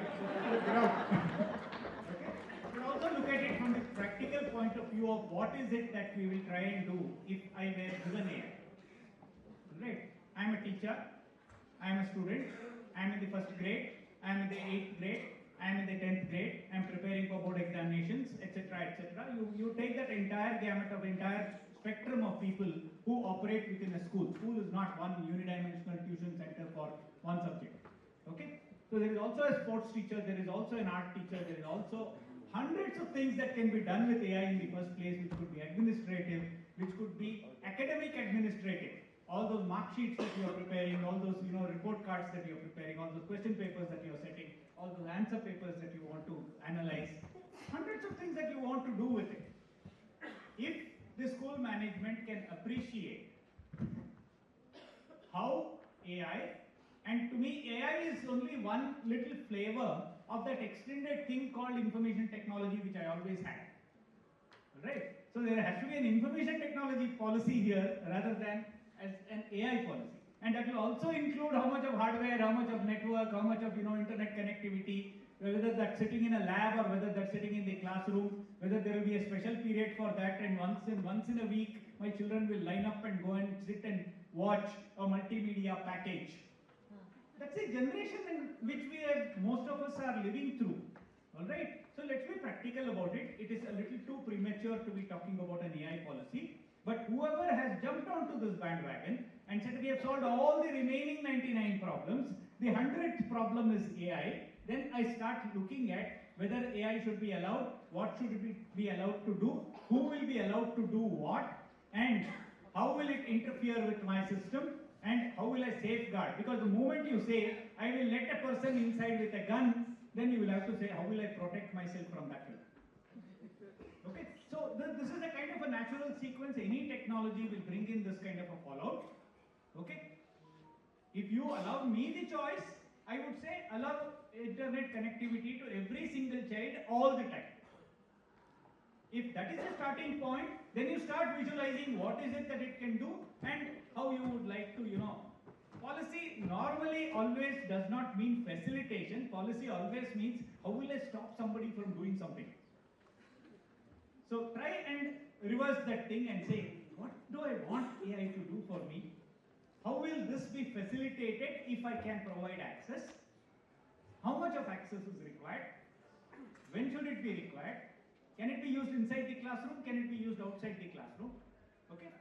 Hundreds of issues connected with that which will have to be tackled. Whoever is ready can start thinking through this whole process. Go to ChatGPT and say, I want to evolve a policy. How shall I go about doing it? It will tell you. This actually brings me to the next set of questions, which is there are just too many tools, too many vendors, too many companies selling many different products in AI and approaching us every day. Is there a consulting firm or is there a way that, or what are the criteria that we should follow to make that decision of which tool to use in the school or not? And also, are paid versions of the tools really that much better? So, Pawan, maybe followed by Hemant. Very briefly, I think which tool to use, as I said, is not the right question. Which problem to solve, I think, is the right question. And hypothetically, if you have someone approaching you with some tool, I think the right thing to do is take it for a very small problem, do a pilot, work with it for 3, 4, 5 months, or at least 2, 3 months. See what the outcome really is. Because with AI, what I've personally seen is there's a whole discovery process. It has its limitations, it solves some of the problems, and the real challenge that I see in most of the cases, it solves maybe 60-70% of the problem and people give up at that because it's not completely solving your problem. Be at it. But in this context, one, take a small problem and work with it and see if it really is working for you, and then you expand the contract or whatever. The other bit is very important. The data, the entire data which is getting captured, how does that vendor handle that data? Which I talked about earlier as well. Who has access to that data? How is that data recorded? When is that data erased? What is that data going to be used for at the vendor's end and stuff like that? I think these are some of the important questions. Hemant? I will, of course, have a biased opinion that I do represent Google, but I mean, plus one to that, right? You really need to be aware of how your data is being used. As Google, it's very clear to us, we will not use your data to train our AI models, right? So safety of your data, your school's data, your teacher's data, leadership data, student data is very important. Do ask any provider who comes to you how that is going to be used. The second thing is going to be really understand what you're going to be using AI for, right? Don't spend money, don't burn money. If something is available for free, please try it out. Try out with the demo licenses, right? Whatever you can get access to, and see what is it that you want to solve for. To begin with, it's very important to see that the AI has to become a teacher's assistant and has to make sure that if there were things that a teacher was unable to do, given the time constraint, how is AI being a helpful assistant to the teacher? For example, when I used to teach grades 2 and 3 in an MCD school, I had like 6 reading levels in my class. It was very difficult for me to create assignments, assessments, daily reading lesson plans for all of the students. With AI today, it's possible, right? It's also possible for me to like grade things really quickly. So one, you don't just want to be able to save the teacher's time, but also you'd want to have access to analytics in real time. Okay, I am catering right now to 6 student buckets. Do I have access to real-time data that will tell me how my kids are doing based on this differentiated assignment or assessment that I've given to them? So really think of a teacher's use case, really think of a teacher's problems, really think of an administrator's problem, and see which AI is able to help you. Don't go for things, for example, if some tool is helping you create like a really fancy image and you can post it on social media, it's great, right? All of that really dies down really quickly. Think of what you can use it for every single day and how does it help you close the loop in the sense of you producing something of value, seeing an improvement in the student learning levels, and then feeding that information back to the parent who is then confident to say that, okay, I trust this school with my child and with my child's data. Ask that question and ask that question to us as well when Google comes to you or you are coming to Google. Thanks. I'd just like to add something. Yeah, please go ahead. So, I think there are 2 things. One, the intelligent models which give, for example, different levels are getting better and better, and the general models are actually making a lot of sense for these things, right? But I really think the sort of unique proposition that is in the education industry is when the technology really becomes invisible in the classroom. So, like you also mentioned that mobile phones are locked out, right? But is there somebody who's proposing that a camera be placed at every table and now you can get a dashboard of how every student is learning in real time, right? So, or if you are able to understand why a certain student has stopped coming to class, what have been their assignments in different subjects and so on, right? So, really personalization to the classroom in terms of the AI solutions is also something that I look at, and whether the form factor is invisible in terms of its utility. Great, thank you. So, to actually further down this question, 2 questions to you, Dr. Soti. One, how to create an AI lab in a school? Is there a way to go about it? And second, what are the environmental costs of using AI? If you can just answer those. Yeah, so, I don't know what an AI lab in the school looks like. Sorry, I think it's just a computer lab. Yeah. It's a device. It's probably a device, it's probably Alexa, right? The labs in your head, right? And on the environmental aspect, I think it's a very important problem because it does consume a lot of water, it does have a lot of energy density, but I don't think it's a problem that cannot be solved. I think most of the big players in this space are very sort of aware that this is a problem, and they're taking good measures to make sure that things come from green energy, things come from sustainable sources of energy. So I think that transition is happening even in the energy space along with the AI models. Yeah, please.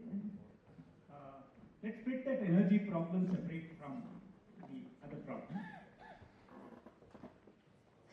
Why would Google give it to you free? Because they want to create some kind of add-on. It is being paid through some other means. It could either be data, it could either be your use of that, which could be sponsored by various other interfaces and so on. Or the fact that you are going to create a reel and put it back into YouTube, and YouTube is going to get one extra video there which it can advertise for. I'm just using Google as an example, but then every person who's coming to you with a product in mind is not doing you a favor. He's trying to make a living out of it, and that person is well within his rights to do so. The most dangerous button in any IT interface is that button called I agree. Legally, they have been protected by saying provide a scroll bar, and until and unless you go to that last statement in the terms of service, you will not be allowed to press on that button called I agree. And what do you and I do? We'll scroll down and go ahead and press on that I agree. Okay? Now what have you agreed to when you use ChatGPT, when you use Gemini, when you use something else? Where is that data going? Where is it being processed? How many people are processing it? What should be the hardware which would be required to process that many number of answers simultaneously? There should be millions of people who are clicking on that Gemini bar every second, isn't it? Now all of that requires processing power. It requires in fact huge farms of machines. It's not single, some PC sitting there. There was of course a time when web servers could be as simple as a good enough PC. Right? No more. They are huge farms. But then that is same as electricity. I get green electricity in my house. What does that mean? I get nuclear energy. And that's very safe at the other end. Or the thermal power that's safe at the other end. So let's not get distracted by this argument. It cannot be your and my case to worry about the impact of that. As a citizen, yes. As a user, perhaps no. Okay? But at the same time, there are indeed models of LLMs, large language models, which can reside in your PC. Try Olama, for instance, as an example. It can't be popular. You know why? Because nobody is selling it to you. It's available for free. You can download it, put it inside. Alright? And you can adapt it. The Chinese did that and created DeepSeek out of it. It's possible. It's possible for you to run it. What we are saying essentially is reduce that footprint. Your own use is not contributing to that. But then I think we are overstretching our environmental concern.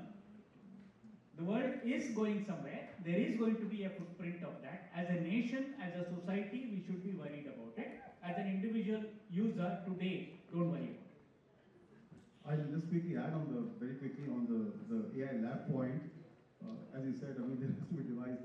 I think the labs are fine for physics, chemistry, bio, where learning happens in a certain silo with certain set of equipment and stuff like that. AI has to be, I think we have to start thinking about it as something more foundational, more pervasive, which means it has to percolate into lots of other aspects rather than into an AI lab. So thank you. I think with this we come to the close of the session. I know we are standing in between you and lunch. But there are several questions around how can teachers use AI to make lesson plan, or what can be a good prompt, etc. So we'll try another demo again with Hemant after this session. Whoever wants to go can go. But I thank you very much, all the panelists. I hope we've not confused you all more about AI adoption in this group. They are all around for lunch, so please, hit them up directly with your questions. I now request mementos.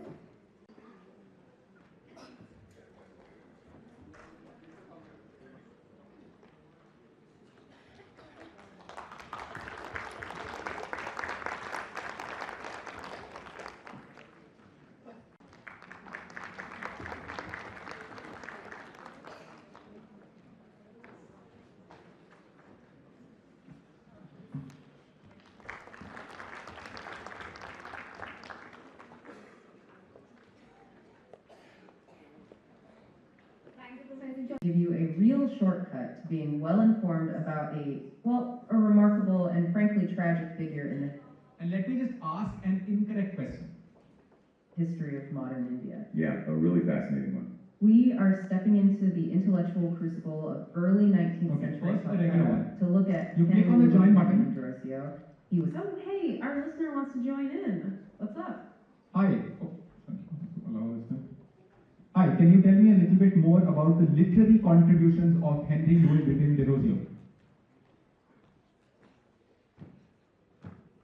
Hello, that is an excellent question. We would love to do that right now. Because Derozio's literary output, though constrained by his short life, was hugely influential. His writing is the foundation for his reputation, really. Absolutely. We've mentioned he was a poet, a professor, and a revolutionary. And he managed to profoundly shape the foundation of colonial society. So imagine you having access to a large PDF. Like when I was doing my MBA, one of the biggest problems for my higher ed institute for ISB was that they'd invested so much money in building a digital repository. So they pay to get digital rights of the textbook, but kids don't use it, right?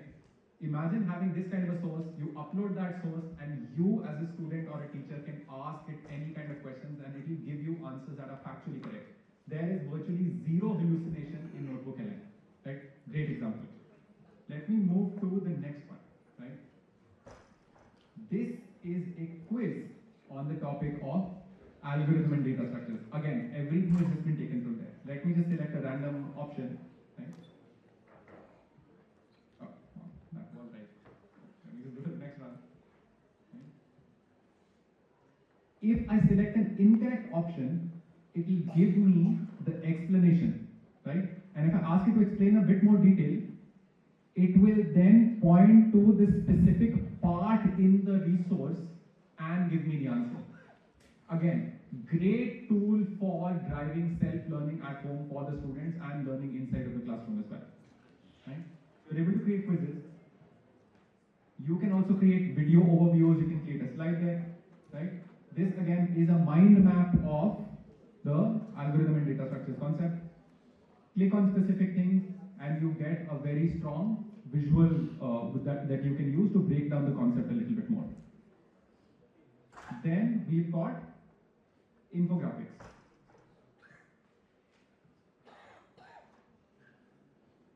So professor would also use the infographic with Notebook LM, and this is essentially what you get, right?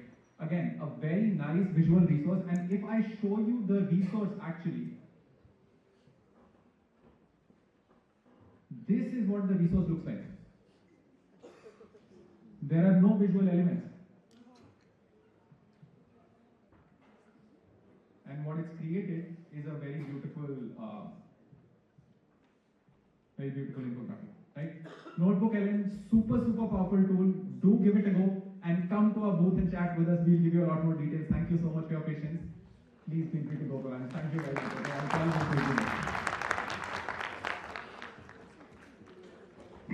So there, for founder, there is a change.